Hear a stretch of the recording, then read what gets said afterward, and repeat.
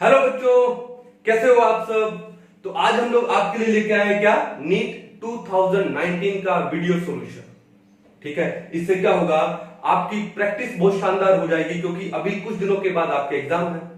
ये देखा गया है कि नीट में और जेईई मेंस में बहुत सारे क्वेश्चन क्या होते हैं, रिपीट होते हैं। अगर मान लो 4 से 5 क्वेश्चन भी रिपीट हुए तो आपके 16 से 20 नंबर तो कंफर्म हो जाएंगे। ओके, और आपकी प्रिपरेशन है वो भी अच्छी हो जाएगी। ठीक है, तो इसलिए हम लोग क्या करते हैं, नीट 2019 का क्वेश्चन पेपर सोल्व करते हैं अच्छे से। फिर हम लोग देखते हैं कि कितने क्वेश्चन बेसिक थे, कितना टफ था, कितना सिंपल था, ये हम लोग देखते हैं। ओके, तो देखो पहला क्वेश्चन देखो, सॉलिड स्टेट का है। ए compound is formed by cation C and anion A। एक कंपाउंड है वो कैटायन C और एनायन A से फॉर्म हुआ है। ओके, फिर क्या बोलते हैं, the anions form hexagonal close packing SCP। ये जो एनायन है ये क्या फॉर्म करता है, hexagonal close packing SCP form करता है। SCP यानी FCC। FCC का मतलब क्या है, फेस सेंटर्ड। फेस सेंटर में क्या होता है कि जो स्फीयर्स है, जो ये एनायन है, कहां पे प्रेजेंट होंगे, कॉर्नर पे और फेस के सेंटर पे। तो टोटल नंबर ऑफ एटम्स कितने होते हैं वहां पे, 4 होते हैं। FCC में टोटल नंबर ऑफ स्फीयर्स या टोटल नंबर ऑफ एटम्स कितने होते हैं, 4। या मैं बोलूं Z का वैल्यू कितना होता है, 4। अगर एनायन है वो SCP फॉर्म करता है, SCP का मतलब क्या है, FCC, तो Z का वैल्यू कितना हुआ, 4, तो A आ जाएगा 4। तो 4 एटम्स है एनायन के। चलो उसके बाद फिर क्या बोलता है, and cations occupy 75% of octahedral voids. तो हमको ये तो बात मालूम है कि एक यूनिट सेल में जितने नंबर ऑफ स्फीयर्स होते हैं उतनी ही ऑक्टाहेड्रल वॉइड्स होती है। ऑक्टाहेड्रल वॉइड्स किसकी इक्वल होती है, नंबर ऑफ एटम्स या नंबर ऑफ स्फीयर्स। अब यहां पर नंबर ऑफ स्फीयर्स कितने हैं, 4, SCP बोला है, तो ऑक्टाहेड्रल वॉइड्स भी कितनी हुई, 4 हुई। देखिए इसने क्या बोला कि जो कैटायन है दे ऑक्यूपाई 75% ऑफ ऑक्टाहेड्रल वॉइड। तो 4 का 75% कितना हुआ, 75% किसका, 4 का कितना आया, 3 आया। कितना आया, 3। तो ये जो कैटायन है वो कितने हैं, 3 है। तो फॉर्मूला क्या बन गया, C3A4। क्या फॉर्मूला बन गया, C3A4। तो the formula of the compound is, क्या आंसर हो जाएगा, ऑप्शन नंबर 1 करेक्ट आपका, C3A4। बड़ा ही बेसिक क्वेश्चन था, एनसीईआरटी का क्वेश्चन था। ओके, दूसरा क्वेश्चन देखो, सॉल्यूशंस वाले चैप्टर में से है क्या, the mixture that forms maximum boiling azeotrope. Maximum boiling azeotrope कौन होते हैं, जो राउल्स लॉ में नेगेटिव डेविएशन क्रिएट करता है।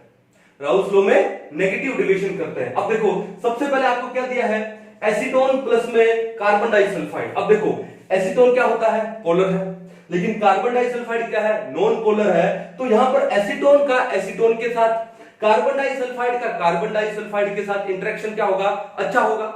तो ये क्या है, पॉजिटिव डेविएशन वाला है। और जो पॉजिटिव डेविएशन वाले होते हैं वो क्या काम करते हैं, मिनिमम बॉइलिंग वाले होते हैं। ये क्या है, मिनिमम बॉइलिंग वाला है। ओके, दूसरा देखो, heptane and octane, n heptane and n octane, ये तो आइडियल सॉल्यूशन है।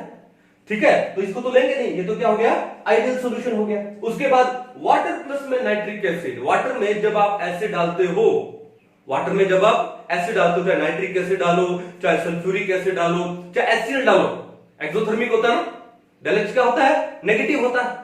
तो नेगेटिव होने का मतलब क्या हुआ, नेगेटिव डेविएशन क्रिएट करने वाले। और जो नेगेटिव डेविएशन क्रिएट करते हैं राउल्स लॉ में, वो क्या होते हैं, मैक्सिमम बॉइलिंग एजियोट्रॉप होते हैं। तो ये क्या होगा आपका, मैक्सिमम बॉइलिंग एजियोट्रॉप होगा। तो इसका आंसर क्या आ गया, ऑप्शन नंबर 3। ऑप्शन नंबर 4 पे चलते हैं, इथेनॉल प्लस में वाटर। अब ये जो इथेनॉल प्लस में वाटर है ये कौन सा है, पॉजिटिव डेविएशन वाला है। और पॉजिटिव डेविएशन वाले कौन से होते हैं, मिनिमम बॉइलिंग होते हैं। ये कौन से होते हैं, मिनिमम बॉइलिंग वाले। तो हमसे क्या पूछा है, मैक्सिमम बॉइलिंग एजियोट्रॉप पूछा है, तो हमारा आंसर क्या था, ऑप्शन नंबर 3 था। ओके, तो कर लोगे, कोई दिक्कत नहीं। चलो नेक्स्ट क्वेश्चन देखो, क्वेश्चन नंबर 3 अगेन सॉल्यूशंस में से। तो सॉल्यूशंस में से 2 क्वेश्चन आए थे और वो भी किसके ऊपर, ideal and non ideal solution के ऊपर। चलो क्या लिखते हैं, for an ideal solution the correct option is. अब आइडियल सॉल्यूशन के लिए पहला ऑप्शन क्या है, delta H mixing is equal to 0 at constant temperature and pressure. बिल्कुल, there is no heat change on mixing for an ideal solution. ठीक है, तो पहला ऑप्शन बिल्कुल करेक्ट बोल रहा है। दूसरा देखो, delta G mixing equal to 0 at constant T and P। No no no, gives free energy change on mixing, zero नहीं होगा, जीरो नहीं होगा। क्यों नहीं होगा बता देता हूं। डेल्टा जी किसके इक्वल है, डेल्टा एच माइनस में टी डेल्टा एस, ये इक्वल होता। अब देखो डेल्टा एच तो जीरो हो गया on mixing for an ideal solution, तो आपके पास डेल्टा जी कितना आ गया, जीरो माइनस में टी डेल्टा एस, यानी माइनस का क्या आ गया, टी डेल्टा एस। ये बात क्लियर है। डेल्टा जी किसके इक्वल आ गया, माइनस में टी डेल्टा एस। अब देखो टेम्परेचर आपने कांस्टेंट रखा है और टेम्परेचर को हम लोग किस में लेते हैं, केल्विन में, तो 0 केल्विन तो ले नहीं सकते एब्सोल्यूट जीरो, तो कितना लोगे, 0 डिग्री सेल्सियस ले लो, मान लो 273 केल्विन हो गया, या फिर 10 डिग्री ले लो, कुछ तो ले लो, टेम्परेचर का कुछ तो वैल्यू होगा। फिर है डेल्टा एस।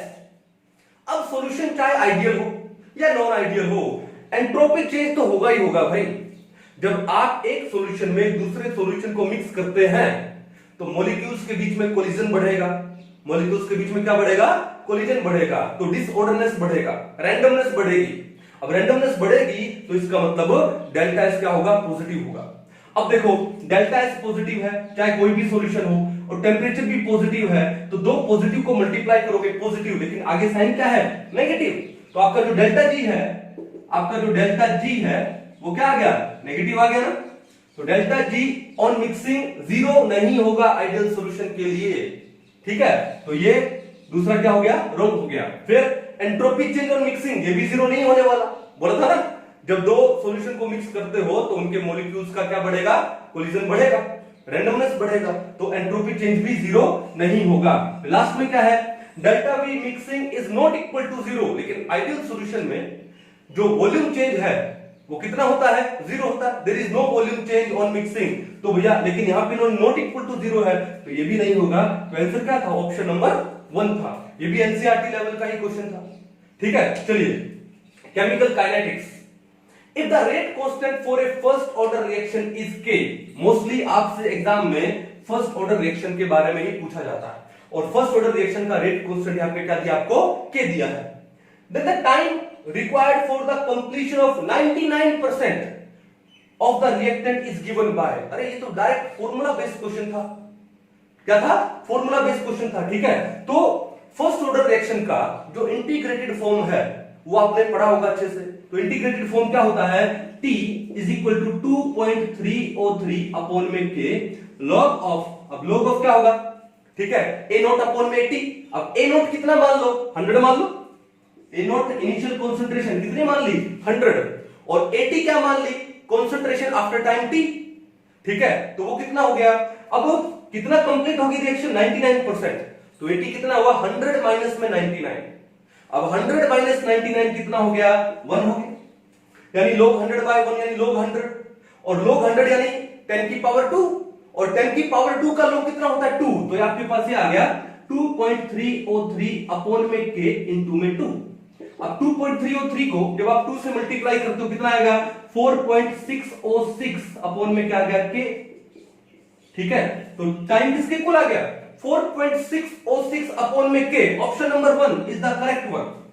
अब इससे सिंपल क्वेश्चन किसी एग्जाम में मैंने नहीं देखा है, ठीक है। तो ये 4 क्वेश्चन है, यानी 16 मार्क्स एक तरह से मान के चलो आपके फ्री के मार्क्स थे, क्लियर है। इनको अच्छे से उतार लो, हम चलते हैं नेक्स्ट क्वेश्चन पे।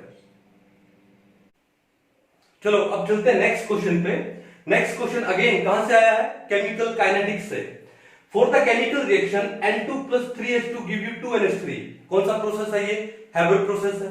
द करेक्ट ऑप्शन इज, तो भैया इस रिएक्शन के लिए जो करेक्ट ऑप्शन होगा वो क्या होगा, देखो ये रिएक्टेंट्स है, तो रिएक्टेंट्स के आगे क्या लगाते हैं, नेगेटिव लगाते हैं, minus d upon dt of N2 का concentration is equal to minus, फिर ये आगे जो भी कोफिशिएंट है 3 वो क्या कर देते हैं, reciprocalise, minus 1/3 d upon dt of concentration क्या हो जाएगा, of H2 is equal to, अब प्रोडक्ट के आगे क्या लगाते हैं, प्लस, ओके। देन आगे का कोफिशिएंट रेसिप्रोकलाइज क्या हो जाएगा, plus 1/2 d upon dt of concentration of NH3, ये होता है।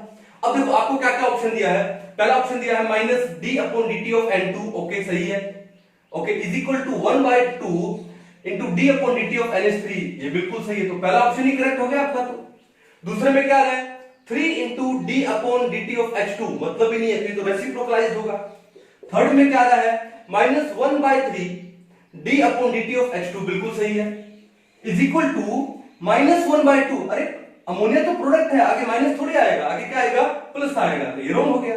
देन -d/dt ऑफ N2 सही है, इज इक्वल टू क्या होगा, 2 नहीं आएगा, यहां पे क्या आएगा, 1/2 आएगा, तो ऑप्शन नंबर 4 भी क्या हो गया, गलत हो गया। तो option number 1 is the correct option. ये भी एनसीईआरटी का ही क्वेश्चन था, बड़ा सिंपल सा क्वेश्चन था, यानी 1 या 2 सेकंड में होने वाले क्वेश्चन है। चलो नेक्स्ट क्वेश्चन देखो, पॉलीमर्स में से है, द बायोडिग्रेडेबल पॉलीमर इज। अब देखो आपको यहां पे नायलॉन के 1 2 3 दिया हुआ है, तो नायलॉन के जितने भी पॉलीमर है उनमें जो बायोडिग्रेडेबल है वो कौन सा है, नायलॉन 2 नायलॉन 6 है। कौन सा है, नायलॉन 2 और नायलॉन 6। तो बायोडिग्रेडेबल पॉलीमर में कौन कौन सा आता है, एक तो आता है पीएचबीवी, क्या आता है, पीएचबीवी, और एक कौन सा आता है, नायलॉन 2 और नायलॉन 6। अब नायलॉन 2 है, उसका जो मोनोमर यूनिट है वो कौन सा होगा, ग्लाइसिन होगा, CH2 COOH, और यहां पे क्या लगेगा, NH2, यही तो होगा। ओके, तो इसमें कितने कार्बन हुए, 2, तभी तो नायलॉन 2 का 2 कहां से आया, इसके 2 कार्बन से, तो ये क्या है, ग्लाइसिन। अब ये ग्लाइसिन क्या होता है बताओ, ग्लाइसिन एक अमीनो एसिड है, ठीक है, और वो नेचुरल है, तो क्या होगा, बायोडिग्रेडेबल हो जाएगा। उसके बाद दूसरा कौन सा है, अमीनो कैप्रोइक एसिड। अब ये अमीनो कैप्रोइक एसिड क्या है, नायलॉन 6 का मतलब दे रहा है 6 कार्बन, तो 6 कार्बन है भाई, तो CH2 का मैं लिख दूं 5, ओके, और उसके बाद क्या लिख दूं, COOH लिख दूं, और एक लगा दूं यहां पे क्या, NH2। तो भैया ये भी आपका क्या हो गया, अमीनो एसिड हो गया, क्या बोलते हैं इसको, amino caproic acid, amino caproic acid. Okay, तो एमिनो ग्रुप भी है और एसिडिक ग्रुप भी है, तो ये भी आपका एक अमीनो एसिड हुआ, ये भी बायोडिग्रेड हो जाएगा। तो नायलॉन 2 नायलॉन 6 की मोनोमर यूनिट क्या होती है, glycine and amino caproic acid, और ये आपका एक बायोडिग्रेडेबल पॉलीमर होता है। उसके अलावा दूसरा कौन सा, पीएचबीवी, पॉलीहाइड्रोक्सी ब्यूटायरेट को बीटा वेलरेट, तो वो भी आपका क्या होता है, बायोडिग्रेडेबल पॉलीमर होता है। तो ये भी बड़ा बेसिक सा क्वेश्चन था, फ्री के नंबर थे ये भी। चलिए नेक्स्ट क्वेश्चन देखो, थर्मोडायनेमिक्स वाले चैप्टर में से 2 क्वेश्चन आए हुए हैं। ओके, पहला क्वेश्चन देखिए, in which case change in entropy is negative. Entropy negative कब होती है, देखो सबसे पहली बात तो कि सॉलिड का एंट्रोपी कम होता है, क्योंकि सॉलिड के मॉलिक्यूल्स का मूवमेंट क्या है, नेग्लिजिबल है, तो वहां पे रैंडमनेस क्या होगा, कम होगा। फिर लिक्विड का एंट्रोपी सॉलिड के कंपैरेटिवली ज्यादा होता है, मॉलिक्यूल्स है, मूव कर सकते हैं, और गैस का तो एंट्रोपी सबसे ज्यादा होता है, ठीक है। अब बात यह है कि एंट्रोपी नेगेटिव कब होगी, अगर मान लो आपको कोई गैस दी गई हो और उसके अगर नंबर ऑफ मोल कम हो जाए तो एंट्रोपी क्या हो जाएगी, नेगेटिव हो जाएगी, और उस गैस के अगर नंबर ऑफ मोल्स ज्यादा हो जाए तो एंट्रोपी क्या हो जाएगी, पॉजिटिव हो जाएगी, क्योंकि गैसेस है वो ज्यादा रैंडमनेस शो करती है, ज्यादा डिसऑर्डर्ड होती है। तो पहला देखो, sublimation of solid to gas. अरे सॉलिड जब गैस में कन्वर्ट होगा यानी सब्लिमेशन हो गया, ओके।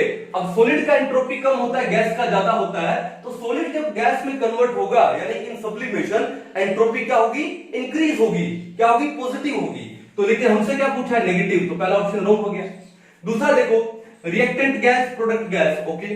अब रिएक्टेंट में कितने मोल्स है हाइड्रोजन के, 2, हाइड्रोजन एटम के 2 मोल है, और प्रोडक्ट में हाइड्रोजन के कितने मोल बन रहे हैं, 1। अरे गैस के 2 से 1 मोल बन रहा है, यानी गैस के नंबर ऑफ मोल कम हो रहे हैं, यानी रैंडमनेस कम हो रहा है, इसका मतलब एंट्रोपी क्या हो जाएगी, नेगेटिव। आपका आंसर क्या हो गया, ऑप्शन नंबर 2।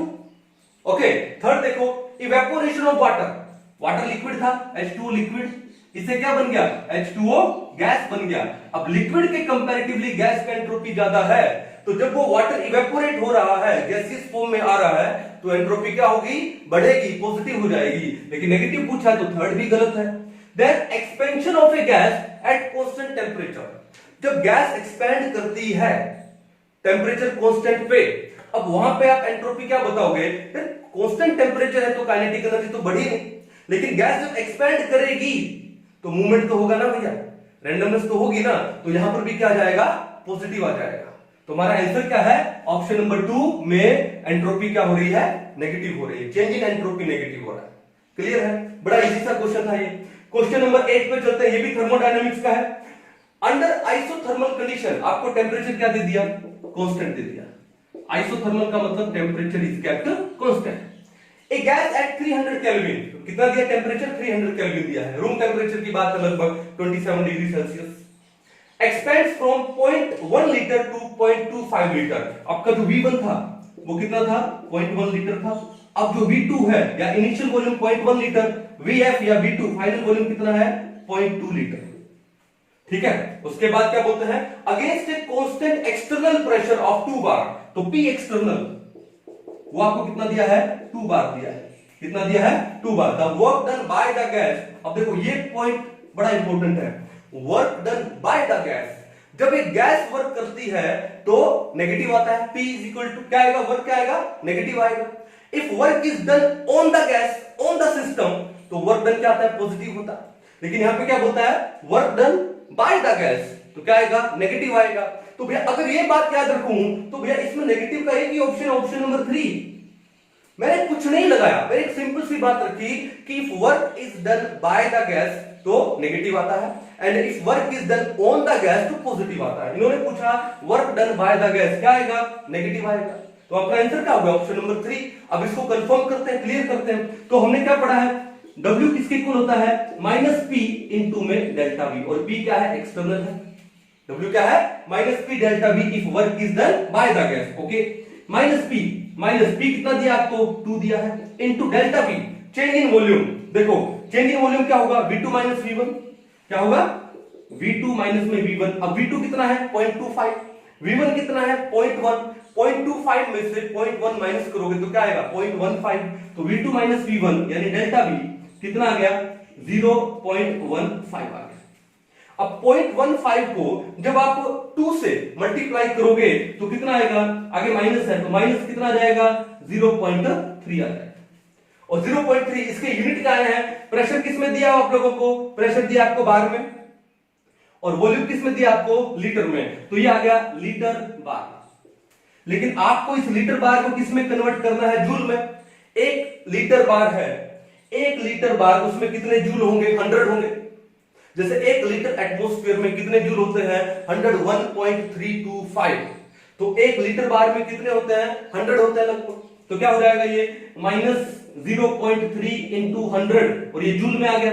0.3 को 100 से मल्टीप्लाई करोगे तो कितना आएगा, 30। तो आपका आंसर क्या आ गया, -30, यानी W is equal to -30 joule आ गया। तो हमारा ये आंसर क्या हो गया, कंफर्म हो गया।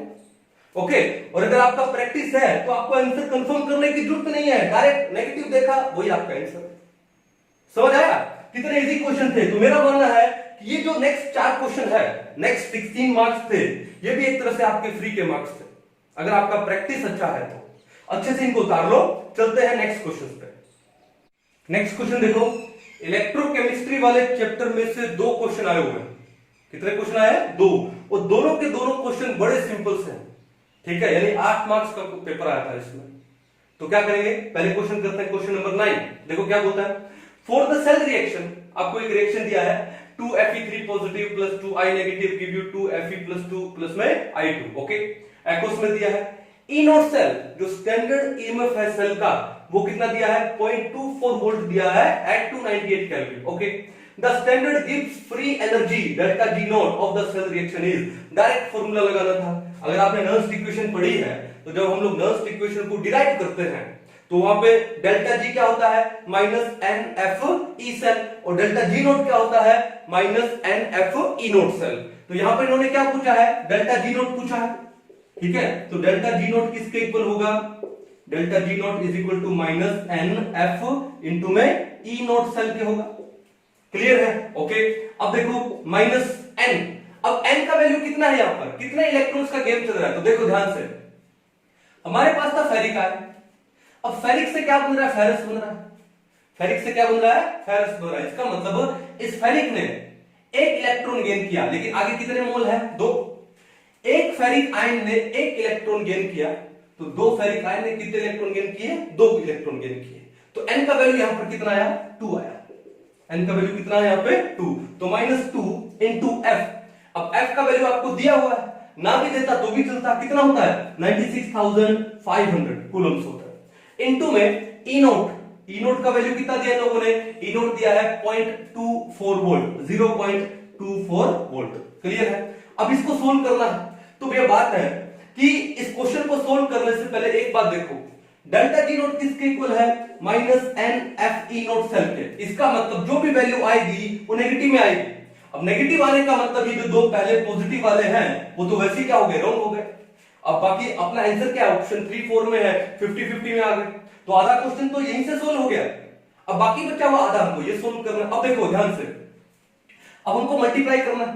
0.24 को जब 2 से मल्टीप्लाई करोगे तो कितना आएगा? 0.48। कितना आएगा? 0.48। एक बार मैं 0.5 मान लूं, ठीक है? क्यों मान लूं? क्योंकि मेरा इजी हो जाएगा। 0.5 यानी हाफ।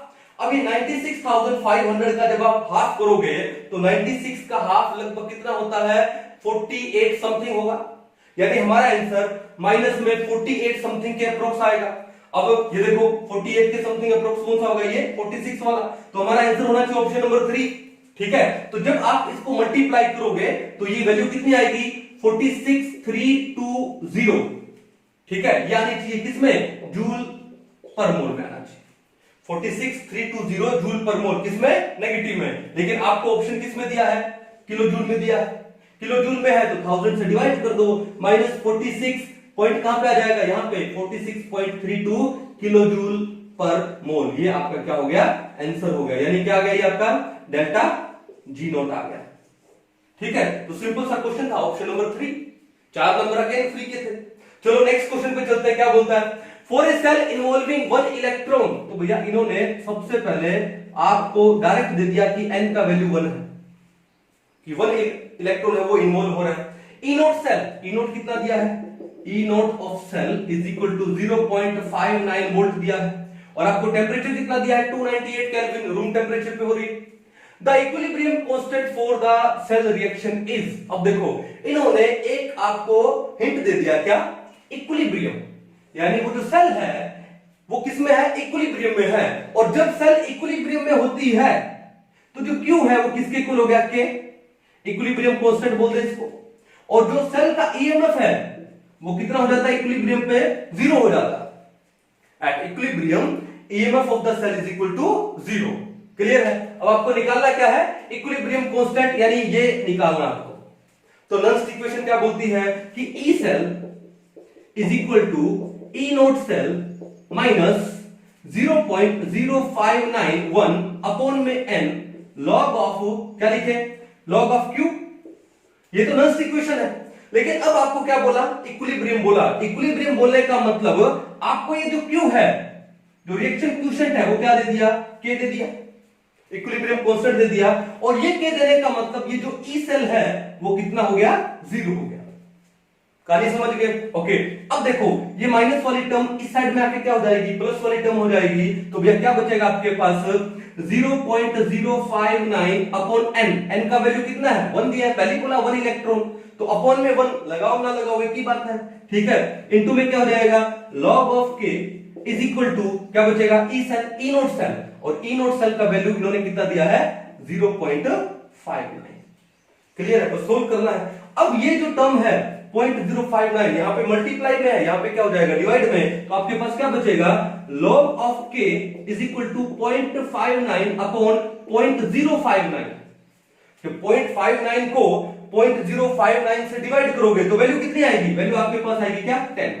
तो log k कितना आ गया आपके पास में? 10 आ गया। लेकिन आपको निकालना क्या है? k। तो इस log को इस साइड ले जाना पड़ेगा। जब log उस साइड जाएगा तो क्या बन जाएगा? Anti log. क्या बन जाएगा? Anti log. तो k क्या हो जाएगा? एंटी लॉग ऑफ किसका? 10 का। अब जब एंटी लॉग करते हैं तो जो भी वैल्यू होती है उसको 10 की पावर में ले जाते हैं। यहां पर क्या वैल्यू है? 10, तो 10 को ही 10 की पावर में ले जाएंगे तो k किसके इक्वल आ जाएगा? 10 रेज़ टू 10। 10 की पावर कितना? 10। तो हमारे पास ऑप्शन नंबर कौन सा आ जाएगा? Option number 1 is the correct one. बड़ा ही बेसिक सा क्वेश्चन था। यहां पर इन्होंने एक हिंट दे रखा था इक्विलिब्रियम। अब इक्विलिब्रियम का मतलब है कि जो सेल का ईएमएफ है वो कितना है? 0 है। बस यही चीज अप्लाई करनी थी नल्स इक्वेशन में और हमारा आंसर हो जाता। क्लियर है? समझ आया आपको? तो मेरा मानना है कि ये 2 क्वेश्चन यानी ये 8 नंबर भी एक तरह से फ्री के मार्क्स से बड़े इजी क्वेश्चन थे आपके, ठीक है? इनको उतार लो। नेक्स्ट क्वेश्चन पे चलते हैं। चलिए नेक्स्ट क्वेश्चन देखो, क्वेश्चन नंबर 11 मेटलर्जी वाले चैप्टर में से आया हुआ है। बड़ा ही बेसिक क्वेश्चन था, कॉमन नेम के ऊपर था। क्या था? Which one is malachite from the following? कि इन चारों में से मेलाकाइट कौन सा है। तो पहला एग्जांपल वो किसका है, मैग्नेटाइट का है। Fe3O4 क्या होता है, मैग्नेटाइट होता है। तो दूसरा एग्जांपल है जो कि कॉपर का कार्बोनेट एंड हाइड्रोक्साइड और है, उसको हम लोग क्या बोलते हैं, मेलाकाइट बोलते हैं। क्या बोलते हैं, मेलाकाइट। तो यही हमारा आंसर था, ऑप्शन नंबर 2। थर्ड क्या है, CuFeS2, कॉपर पायराइट बोलते हैं इसको हम लोग। क्या बोलते हैं, कॉपर पायराइट। ठीक है, और ये कॉपर हाइड्रोक्साइड तो है। तो बड़ा ही बेसिक क्वेश्चन था कि कॉपर का कार्बोनेट डॉट CuOH का ट्वाइस, ये क्या होता है, मेलाकाइट होता है। 4 नंबर अगेन फ्री के। चलो अगला क्वेश्चन देखो, बायोमोलिक्यूल में से क्या बोलता है, the non essential amino acid among the following is. तो भैया बात ही है, नॉन एसेंशियल पूछा है। अगर आपको एसेंशियल और नॉन एसेंशियल अमीनो एसिड का ट्रिक मालूम है याद करने का, तो आई थिंक 1 सेकंड में आप जवाब दे दोगे। ठीक है, तो एसेंशियल अमीनो एसिड का क्या ट्रिक बताया था मैंने आपको, टीवी मिल पाथ। और नॉन एसेंशियल का था क्या था, संदीप चौधरी SC गा गा गा। ठीक है, नॉन एसेंशियल पूछा है, क्या था, SC गा गा गा। अब जिन बच्चों को ये नहीं पता है, किसके लिए SC गा गा गा, किसके लिए, फॉर टाइम पास टीपी। अब जिन बच्चों को ये ट्रिक नहीं पता है, मैं डिस्क्रिप्शन में लिंक डाल दूंगा उस वीडियो का, तो आप अच्छे से उस वीडियो को देखिए और ये ट्रिक को अच्छे से याद कर लो। ठीक है, तो क्या था, नॉन एसेंशियल पूछा है, कौन सा होता है, संदीप चौधरी गा गा गा फॉर टाइम पास। अब देखो यहां पे पहला कौन सा दिया है, एलानिन। कहां से स्टार्ट हो रहा है, ए से। तो भैया यहां पर ए, ये क्या है, एलानिन है। क्या है, एलानिन। तो एलानिन आपका नॉन एसेंशियल अमीनो एसिड है। कहीं पर वी आया, नहीं आया तो एसेंशियल है। एल आया, नहीं आया, ये भी क्या है, एसेंशियल है। अगेन एल आया, नहीं आया, एसेंशियल है। क्यों, एसेंशियल में कौन आता है, टीवी मिल पाथ। ये जो 2 एल है, एक है ल्यूसीन, एक है लाइसिन, ये एसेंशियल है। और ये वी का मतलब क्या होता है, वेलाइन, ये भी क्या है, एसेंशियल। तो नॉन एसेंशियल कौन सा हुआ, एलानिन हुआ। कौन सा हुआ, एलानिन। सिंपल सा क्वेश्चन था। चलो नेक्स्ट क्वेश्चन देखो, केमिस्ट्री इन डेली लाइफ का था क्या, among the following the narrow spectrum antibiotic is. इन चारों में से जो नैरो स्पेक्ट्रम है कौन सा है, penicillin G. Again basic question था। ठीक है, चलो नेक्स्ट क्वेश्चन देखो, हाइड्रोजन वाले चैप्टर में से, the method used to remove temporary hardness of water is. Temporary hardness कब होती है, जब बाइकार्बोनेट्स, कैल्शियम और मैग्नीशियम के बाइकार्बोनेट्स होते हैं, तो टेम्पररी हार्डनेस होती है। और इसके लिए मैं आपको ट्रिक भी बताता हूं कि मान लो कोई एक आदमी था, वो गवर्नमेंट सर्विस के लिए क्या कर रहा था, अप्लाई कर रहा था, लेकिन उसको गवर्नमेंट सर्विस मिल नहीं रही थी। तो फिर अपना घर खर्चा चलाने के लिए वो टेम्पररी किसी बैंक में क्या लग गया, क्लर्क लग गया। क्या लग गया, क्लर्क। तो क्लर्क बना टेम्पररी। तो मैं ट्रिक से बताता हूं, क्या, टेम्पररी क्लर्क बना। अब यहां पर इन्होंने टेम्पररी हार्डनेस पूछा है वाटर का, रिमूव करने का तरीका। तो उसमें क्या आएगा, क्लर्क से क्या बनाया हमने, क्लार्क बनाया, टेम्पररी क्लार्क। तो जो क्लार्क मेथड है, it is used to remove temporary hardness of water. Actually इस मेथड में होता क्या है, मान लो कैल्शियम के बाइकार्बोनेट है, CaHCO3 का ट्वाइस, या मैग्नीशियम के बाइकार्बोनेट है, उनमें कैलकुलेटेड अमाउंट ऑफ लाइम डाला जाता है, क्विक लाइम डाला जाता है, कैलकुलेटेड अमाउंट ऑफ, यानी CaOH का ट्वाइस डाला जाता है। डालने से क्या होगा, इस कैल्शियम के क्या बनेंगे, कार्बो CO3, कैल्शियम के कार्बोनेट्स बनेंगे। कैल्शियम के क्या बनेंगे, कार्बोनेट, और वो प्रेसिपिटेट आउट हो जाएंगे, इजीली फिल्टर ऑफ हो जाएंगे, और प्लस में क्या बन जाएगा, वाटर बन जाएगा। प्लस में क्या बन जाएगा, वाटर। सिमिलरली क्या होगा, मैग्नीशियम के बाइकार्बोनेट है, अगर उनमें calculated amount of quick lime डालेंगे तो क्या बनेंगे, कैल्शियम के कार्बोनेट प्लस में मैग्नीशियम के हाइड्रोक्साइड, क्योंकि जो मैग्नीशियम के हाइड्रोक्साइड होते हैं दे आर इनसोल्युबल, और प्लस में क्या बन जाएगा, वाटर बन जाएगा। तो ये magnesium hydroxide and calcium carbonate है, फिल्टर ऑफ हो जाएंगे और हमारा वाटर क्या हो जाएगा, सॉफ्ट हो जाएगा। ठीक है, तो इसका आंसर क्या हो जाएगा, क्लार्क्स मेथड। कैसे ट्रिक से याद करोगे, टेम्पररी क्लर्क। तो Clark method is used to remove temporary hardness of water. Easy question था। नेक्स्ट क्वेश्चन देखो, आयोनिक इक्विलिब्रियम का क्वेश्चन है, which of the following is amphoteric hydroxide. अब बात यह है कि मैं आपको एक लिंक सेंड करता हूं डिस्क्रिप्शन में, जिसमें मैंने एम्फोटेरिक ऑक्साइड और न्यूट्रल ऑक्साइड का एक ट्रिक बताया हुआ है, एग्जांपल बताया हुआ है। अब इसका सिंपल डायरेक्ट आंसर है क्या, बेरिलियम हाइड्रोक्साइड। कैसे, अब देखो कि बेरिलियम का जो ऑक्साइड होता है वो क्या होता है, एम्फोटेरिक है, और सिमिलरली वाटर है वो भी क्या है, एम्फोटेरिक है, दोनों एम्फोटेरिक है, और इन दोनों के मिलने से क्या बनेगा, ये बनेगा बेरिलियम का हाइड्रोक्साइड। तो भैया इन दो एम्फोटेरिक के मिलने से, इन दो एम्फोटेरिक ऑक्साइड के मिलने से ये जो हाइड्रोक्साइड बना वो भी क्या बनेगा, एम्फोटेरिक तो बनेगा। तो इसका आंसर क्या है, ऑप्शन नंबर 2, डायरेक्ट क्वेश्चन था ये भी। तो मेरा मानना है कि जो 5 क्वेश्चन थे 5 into 4 20, ये 20 मार्क्स भी क्या थे, फ्री के मार्क्स थे, अगर आपके कॉन्सेप्ट क्लियर है, प्लस में अगर आपको ट्रिक्स पता है तो ठीक है। तो इनको अच्छे से उतार लो, हम चलते हैं नेक्स्ट क्वेश्चन पे। नेक्स्ट क्वेश्चन देखो, ये आयनिक इक्विलिब्रियम में से आए हुए कितने, 1 2 3, तीनों के तीनों क्वेश्चन आयनिक इक्विलिब्रियम के हैं, ठीक है। तो क्वेश्चन सोल्व करते हैं। पहला क्वेश्चन देखो, ये क्वेश्चन, इस टाइप का क्वेश्चन प्रीवियस ईयर में 3 से 4 बार आ चुका है। ओके, तो ये क्वेश्चन मैंने क्या बोला, क्वेश्चन रिपीट होते हैं ना, तो ये क्वेश्चन रिपीट हुआ एक तरह से, ठीक है। हल्की सी थोड़ी सी वैल्यू चेंज की गई है यहाँ पे सिर्फ ओनली। तो कैसे क्वेश्चन करें, यहाँ पे देखो क्या बोलता है, pH of A saturated solution okay of calcium hydroxide is 9। अगर पीएच है वो 9 दिया है और कैल्शियम हाइड्रोक्साइड क्या आपका बेस है, तो इस बेस का जो पीओएच है वो कितना हो जाएगा, वो हो जाएगा क्या, 14 - 9 = 5, क्योंकि पीएच प्लस में पीओएच टोटल कितना होता है, 14 है।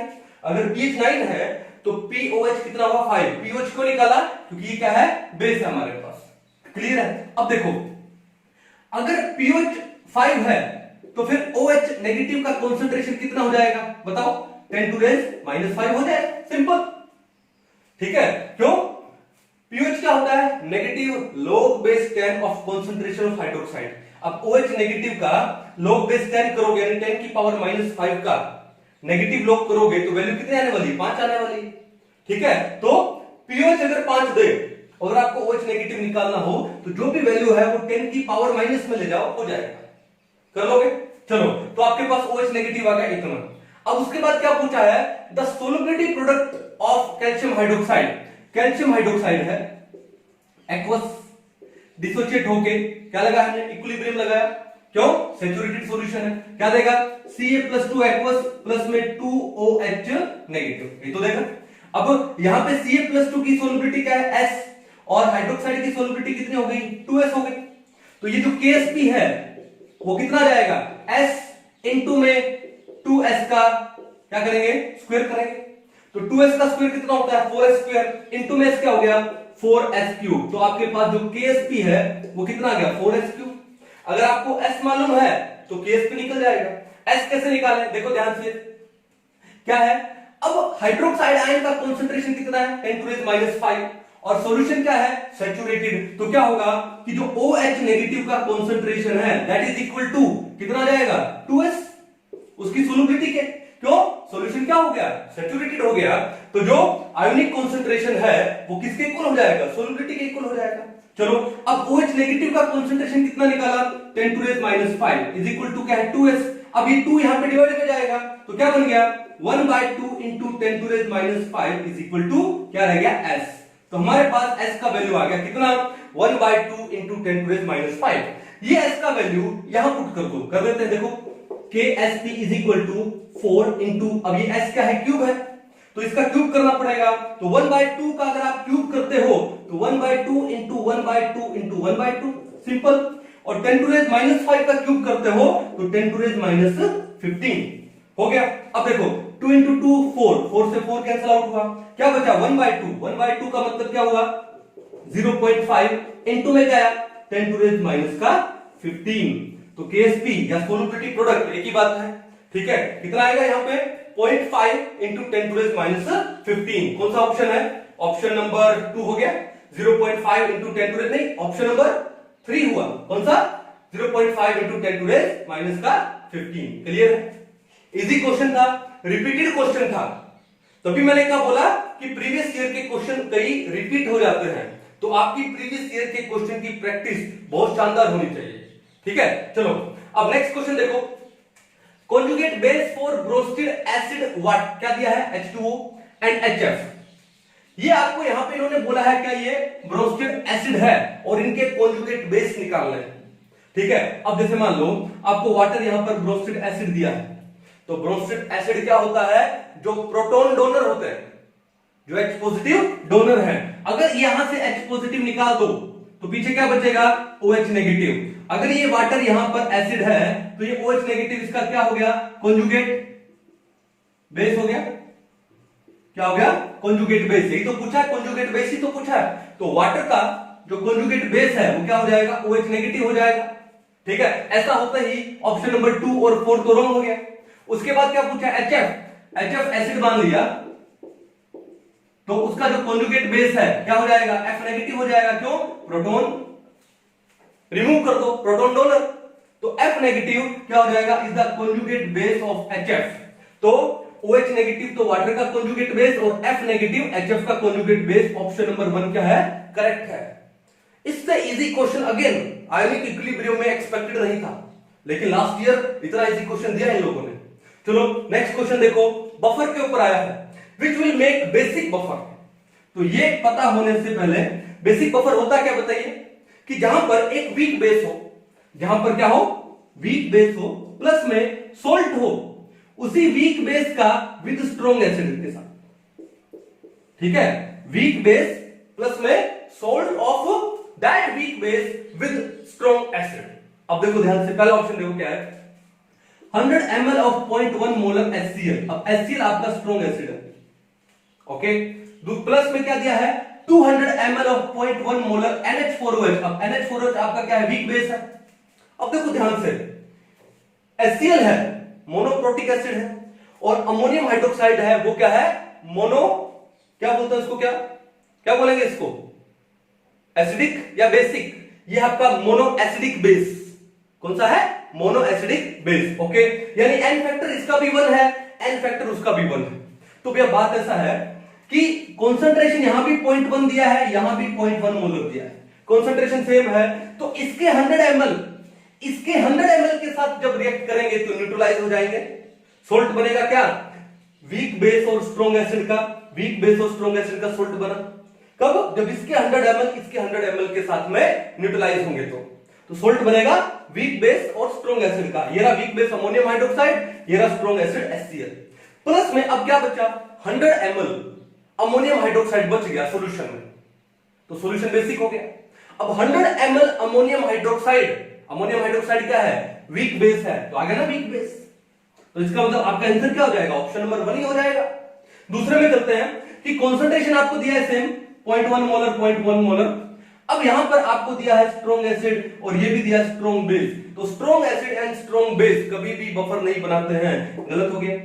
थर्ड में देखो क्या है, 50 ml आपको, ये कंसंट्रेशन देखो पहले, कंसंट्रेशन सेम है, लेकिन NaOH क्या है, स्ट्रॉन्ग बेस है, और एसिटिक एसिड क्या है, वीक एसिड है। लेकिन ये स्ट्रॉन्ग बेस आपको दिया कितना है, सिर्फ 50 ml दिया है। कितना दिया है, 50 ml। और वीक एसिड आपको कितना दिया है, उससे भी आधा, 25 ml। भाई अगर ये वीक बेस यहां पर इससे डबल दे देता, या डबल भी नहीं देके 50 से 60 कर देता, 70 कर देता, तो ये कौन सा बफर बन जाता, एसिडिक बफर बन जाता। ठीक है, लेकिन अब यहां पर तो ऐसा कोई दिया ही नहीं, तो गलत हो गया। फिर नेक्स्ट देखो यहां पर क्या है, कंसंट्रेशन सेम है, लेकिन 100 ml है, वीक एसिड है, 100 ml है, स्ट्रॉन्ग बेस है, तो भैया ये बेसिक बफर नहीं बनाएगा, क्योंकि बेस स्ट्रॉन्ग हो गया आपका वहां पे, तो ये भी गलत हो गया। तो इसका आंसर क्या हो गया, ऑप्शन नंबर 1। कॉन्सेप्ट क्लियर था। तो ये भी क्वेश्चन कितनी देर का था, हार्डली 5 सेकंड का क्वेश्चन था ये भी।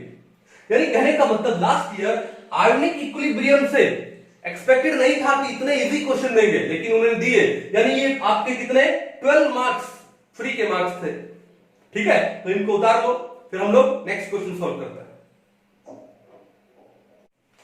चले, नेक्स्ट क्वेश्चन क्या है, एटॉमिक स्ट्रक्चर का क्वेश्चन है। कितने क्वेश्चन आए, एक और एक, 2 क्वेश्चन आए थे एटॉमिक स्ट्रक्चर में। क्या है, which of the following series of transitions in the spectrum of hydrogen atom falls in the visible region।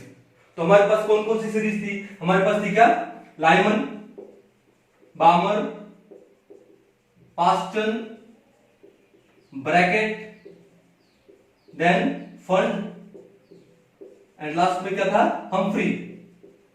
Last में क्या था, हम्फ्री। अभी लाइमन सीरीज है, कौन से रीजन में फॉल करती है, किसमें, अल्ट्रावायलेट रीजन में। और बामर किसमें करती है, विजिबल में। पास्टन, ब्रैकेट एंड फंड ये किसमें करती है, इंफ्रारेड में। और हम्फ्री किसमें आती है, फार इंफ्रारेड में। तो आपसे क्या पूछा है, which of the following series of transition in the spectrum of hydrogen atom falls in visible region। तो visible region में कौन आती है, बामर सीरीज। आपका आंसर क्या हो जाएगा, option number 4 is the correct one. Simple basic question था, एनसीईआरटी लेवल। तो ये 4 नंबर फ्री के थे। आगे देखो, 4d 5p 5f and 6p orbitals are arranged in the order of decreasing energy। the correct option is। अब energy निकालना है तो कौन सा रूल आएगा, एनर्जी रूल। कौन सा रूल आएगा, एनर्जी रूल। और एनर्जी रूल क्या होता है, n प्लस में l रूल। n क्या होता है, प्रिंसिपल क्वांटम नंबर, और l क्या होता है, एजिमुथल क्वांटम नंबर। निकालो n प्लस l। अब यहां पे आपको क्या दिया, 6p। अब 6p के लिए n कितना है, 6 है, और p के लिए l कितना होता है, 1 होता है। 1 हो गया तो 6 प्लस 1 कितना हो गया, 7 हो गया ये। तो 6p के लिए n प्लस l कितना हो गया, 7। अब 5f के लिए n का वैल्यू 5 है, और f के लिए l का वैल्यू कितना होता है, 3। तो 5 प्लस 3 कितना हो गया, 8। तो क्या 7 इज ग्रेटर देन 8 होता है, नो, गलत हो गया। मींस जहां पर भी आए 6p ग्रेटर देन 5f, देखो ऑप्शन नंबर 4 में भी 6p ग्रेटर देन 5f दिया है, तो ये भी क्या हो गया, रॉन्ग हो गया। अब आगे हम लोग ऑप्शन नंबर 2 और 3 में, अब देखो 5f में कितना निकाला हम लोगों ने, n प्लस l 8, और 6p में कितना निकाला, 7। 8 इज ग्रेटर देन 7, जच रहा। उसके बाद आते हैं कि इसमें 4d में n का वैल्यू 4 है, और d के लिए l का वैल्यू कितना होता है, 2 होता है। तो 4 प्लस 2 कितना हुआ, 6 हुआ। फिर 5p में n का वैल्यू 5 है, और p के लिए l का वैल्यू 1 होता है। तो 5 प्लस 1 भी क्या हुआ, 6 हुआ। अब देखो, अगर किन्हीं दो सबशेल के लिए मान लो n प्लस l का वैल्यू सेम आता है, तो किसका एनर्जी ज्यादा होगा, जिसका n का वैल्यू ज्यादा होगा। n प्रिंसिपल क्वांटम नंबर का वैल्यू ज्यादा होगा। अब देखो n प्लस l का वैल्यू सेम है, लेकिन यहां पर 4d में n का वैल्यू कम है, 4 है, और 5p में n का वैल्यू क्या है, 5 है। तो 4d का एनर्जी कम होना चाहिए, लेकिन यहां पे ये ज्यादा दे रहा, तो ये ऑप्शन रॉन्ग हो गया। अब यहां पे 5p का एनर्जी ज्यादा दे रखा है, 4d का कम दे रखा है, बिल्कुल सही है। तो option number 3 is the correct one. बड़ा ही सिंपल था ये भी। चलो नेक्स्ट क्वेश्चन देखो, बेसिक कंसेप्ट का। The number of moles of hydrogen molecules required to produce 20 moles of ammonia through Haber process. तो पहले आपको पता होना चाहिए कि हैबर प्रोसेस क्या होता है। क्या होता है, N2 गैस प्लस में 3H2 gas will give you क्या, 2NH3 गैस। इसका मतलब 1 mole of nitrogen reacts with 3 mole of hydrogen to produce 2 moles of ammonia. ये था बेसिक स्टोकियोमेट्री का, यही है। अब आपको क्या बोलता है, the number of moles of hydrogen molecules required. अपने को हाइड्रोजन के मोल्स निकालने हैं to produce 20 moles of ammonia. Ammonia कितना प्रोड्यूस करें, 20। अरे भैया, अगर 2 मोल ऑफ अमोनिया प्रोड्यूस होता है तो हाइड्रोजन के कितने मोल रिक्वायर्ड है, 3। तो 20 मोल यानी 2 को किससे मल्टीप्लाई किया, 10 से। तो फिर 3 को भी किससे मल्टीप्लाई कर दो, 10 से, कितना जाएगा, 30। और 1 को भी मल्टीप्लाई कर दो 10 से, कितना जाएगा, 10। आपसे वो हाइड्रोजन के नंबर ऑफ मोल्स पूछे, कितना आएगा, 30। Option number 1 is the correct one. इससे सिंपल क्वेश्चन बेसिक कंसेप्ट में मेरे ख्याल से नहीं आया कभी, ठीक है। नेक्स्ट क्वेश्चन देखो, environmental chemistry, again simple question. Among the following the one that is not a green house gas is. कौन सी ग्रीन हाउस गैस नहीं है, ओजोन है, सल्फर डाइऑक्साइड नहीं है। सल्फर डाइऑक्साइड गैस है, वो ग्रीन हाउस गैस नहीं है। ये क्या है, ये तो पोल्यूशन क्रिएट करती है। उसके बाद नाइट्रस ऑक्साइड है, मीथेन है। तो आपका आंसर क्या था, ऑप्शन नंबर 2 था। सिंपल क्वेश्चन था भाई। तो ये कितने, 1 2 3 4, ये 4 क्वेश्चन यानी 16 मार्क्स, ये भी आपके फ्री के मार्क्स थे, ठीक है। आई थिंक अच्छा प्रिपरेशन हो रहा होगा आपका, पता लग रहा होगा कि प्रीवियस ईयर में कैसे क्वेश्चन आए थे, ठीक है। अगर कोई क्वेश्चन रिपीट हो गया, मान लो 1 या 2 क्वेश्चन रिपीट हो गए, तो आपकी तो निकल पड़ी। तो इनको अच्छे से कर लो। चलते हैं नेक्स्ट क्वेश्चन पे। नेक्स्ट क्वेश्चन देखो, क्वेश्चन नंबर 23, 24 एंड 25, तीनों के तीनों कहां से आए हैं, केमिकल बॉन्डिंग में से आए हैं।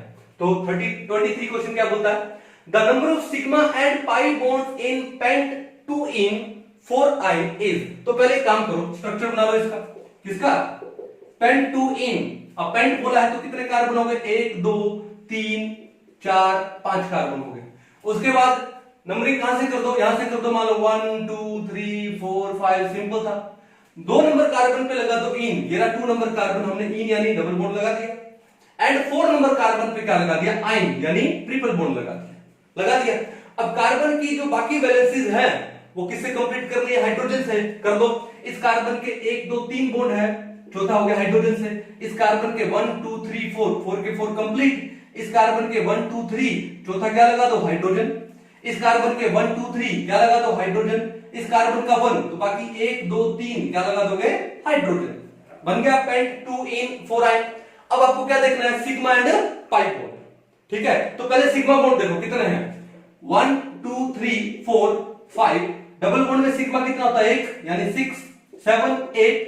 ट्रिपल में भी सिग्मा 1 होता है, यानी 9। और क्या हो गया? 10। तो हमारे पास 10 तो हो गए सिग्मा। अब देखो मजे वाली बात है, सिग्मा 10 का सिर्फ एक ही ऑप्शन है, ऑप्शन नंबर 3 करेक्ट है। चलो पाई भी देख लेते हैं। अब डबल में 1 पाई होता है तो 1 पाई यहां पे रहा, और ट्रिपल बॉन्ड में 2 पाई होते हैं तो 2 पाई यहां पर, 1 पाई यहां पर, टोटल कितने हो गए? 3 पाई। तो देख रहे हो कितना पाई दे रहे हैं? 3 पाई। तो option number 3 is the correct one. Basic simple question था ये भी। नेक्स्ट क्वेश्चन देखो, आइडेंटिफाई द इनकरेक्ट स्टेटमेंट। आपको इनकरेक्ट स्टेटमेंट फाइंड आउट करना है related to PCl5 from the following. तो एक काम करते हैं, पहले PCl5 का स्ट्रक्चर बनाते हैं। तो PCl5 में क्या होता है कि 3 क्लोरीन है, 3 क्लोरीन है, वो कहां पर होते हैं? इक्वेटोरियल में होते हैं। And they are making an angle of what? 120 degree from each other. Equatorial में 3 क्लोरीन है, 120 डिग्री का एंगल बनाते हैं एक दूसरे से। और जो 2 क्लोरीन होते हैं वो कहां पर होते हैं?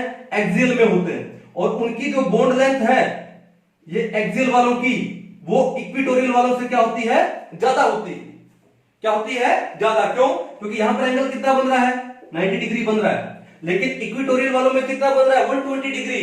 तो 120 डिग्री था तो रिपल्शन नहीं था, लेकिन एक्सियल वालों में और इक्वेटोरियल वालों में एंगल कितना? 90 डिग्री, तो रिपल्शन होगा। तो जो एक्सियल PCl बॉन्ड लेंथ होती है that is greater than equatorial PCl bond length. Simple था, कोई दिक्कत नहीं है। अब क्वेश्चन पे आते हैं, we have to find the incorrect statement. पहला क्या बोलता है? Axial PCl5 bonds are longer than equatorial PCl5 bonds। बिल्कुल बात सही है भैया, ठीक है ना? ओके, तो पहला तो सही है, लेकिन हमको क्या फाइंड आउट करना है? इनकरेक्ट वाला। दूसरा देखो, PCl5 molecule is non reactive. किसने बोला?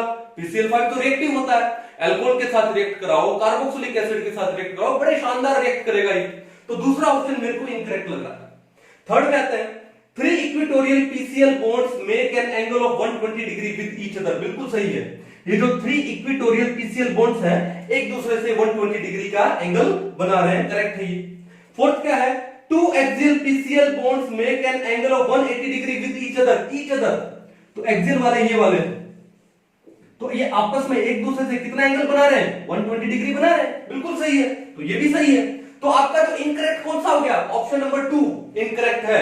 तो ऑप्शन नंबर 2 क्या कर दो? बबल कर दो वहां पे, हो गया। इजी क्वेश्चन था ये भी। चलो अब क्वेश्चन नंबर आते हैं 25 पे। The manganate and permanganate ions are tetrahedral due to. ये करने से पहले एक काम करो, ये मैग्नेट का और इसको मिटा दो, ये मैग्नेट का और पर मैग्नेट का आप क्या बना लो? स्ट्रक्चर बना लो, ठीक है? ओके, बॉन्डिंग है तो आपको स्ट्रक्चर तो अच्छे से आना ही चाहिए। अब पहले तो बताओ मैग्नेट का फॉर्मूला क्या होता है? मैग्नेट आयन का MnO4 नेगेटिव। जैसे पोटेशियम मैग्नेट आयन K2MnO4, तो K2 तो 2K पॉजिटिव हो जाएगा, पीछे क्या बचेगा? MnO4 2 negative. और पर मैग्नेटिक आयन का फॉर्मूला क्या होगा? MnO4 negative. तो पहले MnO4 नेगेटिव का पहले क्या काम करो? MnO4 2 नेगेटिव का मैग्नेट आयन का क्या बना लो? स्ट्रक्चर बना लो। सेंट्रल एटम कौन है? मैंगनीज। अब देखो यहां पर ऑक्सीजन लगा है और 2 नेगेटिव चार्ज है, इसका मतलब there are 2 oxygens with single bond and carrying a negative charge each. तो क्या करोगे? एक ऑक्सीजन लगा दो नेगेटिव चार्ज, एक ऑक्सीजन लगा दो नेगेटिव चार्ज, जो सिंगली बॉन्डेड वाला है। अब उसके बाद कितने ऑक्सीजन बच के बाद में? 2, कोई चार्ज नहीं बचा, तो 2 ऑक्सीजन बचे, कैसे लगाओगे? डबली बॉन्डेड लगाओगे। तो एक काम करो, double bond O, double bond O, तो हो गया आपका ये MnO4 2 नेगेटिव। अब आते हैं किसके ऊपर? MnO4 नेगेटिव, यानी पर मैग्नेट आयन के ऊपर MnO4 नेगेटिव। तो सेंट्रल एटम कौन है? मैंगनीज है। उसके बाद क्या है? ऑक्सीजन है और एक ही नेगेटिव चार्ज है, इसका मतलब there is 1 oxygen with single bond carrying a negative charge. अब उसके बाद कितने ऑक्सीजन बचे? 3। कौन से आएंगे? डबल बॉन्ड से आएंगे। तो double bond O double bond O, double bond O। ये बन गया किसका? पर मैग्नेट आयन का स्ट्रक्चर बन गया। क्लियर है? अब देखो यहां पर कि मैग्नीज और ऑक्सीजन में चाहे वो पर मैग्नेट आयन हो या फिर मैग्नेट आयन हो, डबल बॉन्ड भी आ रहा है। अब डबल बॉन्ड का मतलब हुआ एक सिग्मा एक पाई। अब पाई बॉन्ड बनता है किससे? साइडवेज ओवरलैपिंग से। पाई बॉन्ड किससे बनता है? Sideways overlapping of atomic orbitals. ठीक है, क्योंकि वहां पर हाइब्रिड ऑर्बिटल्स, जो हाइब्रिडाइजेशन में जो पाई बॉन्ड है वो तो पार्टिसिपेट नहीं करता, तो एटॉमिक ऑर्बिटल्स की साइडवेज ओवरलैपिंग से पाई बॉन्ड बनेगा। अब बात ही है, पहले इसमें देखते हैं मैग्नेट आयन में। तो ऑक्सीजन के पास वैलेंस में क्या है? 2s and 2p। वैलेंस में क्या है? 2s and 2p। लास्ट में क्या है? 2p। यानी इस पाई बॉन्ड में इस ऑक्सीजन का 2p ऑर्बिटल, कौन सा ऑर्बिटल? 2p orbital. और मैग्नीज के वैलेंस में क्या है? 3d। तो मैग्नीज का 3d ऑर्बिटल पार्टिसिपेट करेगा। तो क्या होगा? 3d पाई 2p पाई। क्या होगा? 3d पाई 2p पाई बॉन्डिंग होगा। किसमें? पाई बॉन्ड में। चलो अब यहां पर भी आ जाए, सेम वही कहानी, ऑक्सीजन का 2p एंड मैग्नीज का 3d। तो क्या आएगा? 3d पाई 2p पाई बॉन्डिंग आएगी। अगर आप ये आगे नंबर नहीं लगाते हो 3 और 2, तो मैग्नीज का d ऑर्बिटल और ऑक्सीजन का p ऑर्बिटल पाई बॉन्ड में पार्टिसिपेट कर रहा है। यहां पर भी मैग्नीज का d ऑर्बिटल एंड ऑक्सीजन का p ऑर्बिटल पाई बॉन्ड में पार्टिसिपेट कर रहा है। अब क्वेश्चन क्या है कि the manganate and permanganate ions are tetrahedral due to, पहला क्या बोलता है? The pi bonding involves overlap of p orbitals of oxygen. बिल्कुल, ऑक्सीजन का p ऑर्बिटल है, सही है। With p orbitals of manganese, गलत हो गया। मैग्नीज का कौन सा ऑर्बिटल है? d ऑर्बिटल है, तो पहला ऑप्शन इनकरेक्ट हो गया। दूसरे में the pi bonding involves overlap of d orbitals of oxygen. अरे भैया, ऑक्सीजन में d ऑर्बिटल कहां होते हैं? 2d तो होता ही नहीं। तो बैलेंस क्या होता है उसका? 2s एंड 2p है। तो ऑक्सीजन में तो d ऑर्बिटल है नहीं, सरासर झूठ बोल रहा है ये। थर्ड क्या है? The pi bonding involves overlap of p orbitals of oxygen. बिल्कुल बात सही है, ऑक्सीजन के p orbital with d orbitals of manganese. बिल्कुल, मैग्नीज के d ऑर्बिटल्स, एकदम करेक्ट है। एंड फोर्थ क्या है? There is no pi bonding. बिल्कुल, पाई बॉन्डिंग क्यों नहीं है भैया? पाई बॉन्ड तो है। तो चौथा ऑप्शन तो वैसे ही झूठ बोल गया। तो आंसर क्या आ गया? Option number 3। तो केमिकल बॉन्डिंग के ये 3 क्वेश्चन, इसके बाद और भी क्वेश्चन है केमिकल बॉन्डिंग के, लेकिन ये तीनों क्या थे? बड़े ही सिंपल क्वेश्चन थे ये भी। इनको एक बार उतार लो, नेक्स्ट क्वेश्चन पे चलते हैं। नेक्स्ट क्वेश्चन देखो, केमिकल बॉन्डिंग का है। Which of the following diatomic molecular species has only pi bonds according to MOT, molecular orbital theory? ठीक है कि भाई MOT के अकॉर्डिंग किस स्पीसीज में सिर्फ पाई बॉन्ड्स है? कर लेते हैं, क्या दिक्कत है? देखो आपको सारे के सारे क्या दिए हैं? डायटोमिक मॉलिक्यूल दिए हैं। ठीक है, अब बात ये है, पहले C2 पे आ जाता है। अब C2 में टोटल नंबर ऑफ इलेक्ट्रॉन कितने हैं? 12। भाई कार्बन में 6 होते हैं, तो 2 में कितने हुए? 12। अब अगर total number of electrons in A diatomic molecule 14 के इक्वल हो या 14 से लेस हो, तो उसका कॉन्फ़िगरेशन क्या बनेगा? Electronic sigma 1s2, sigma star 1s2, then sigma 2s2, sigma star 2s2। उसके बाद क्या आएगा? पाई।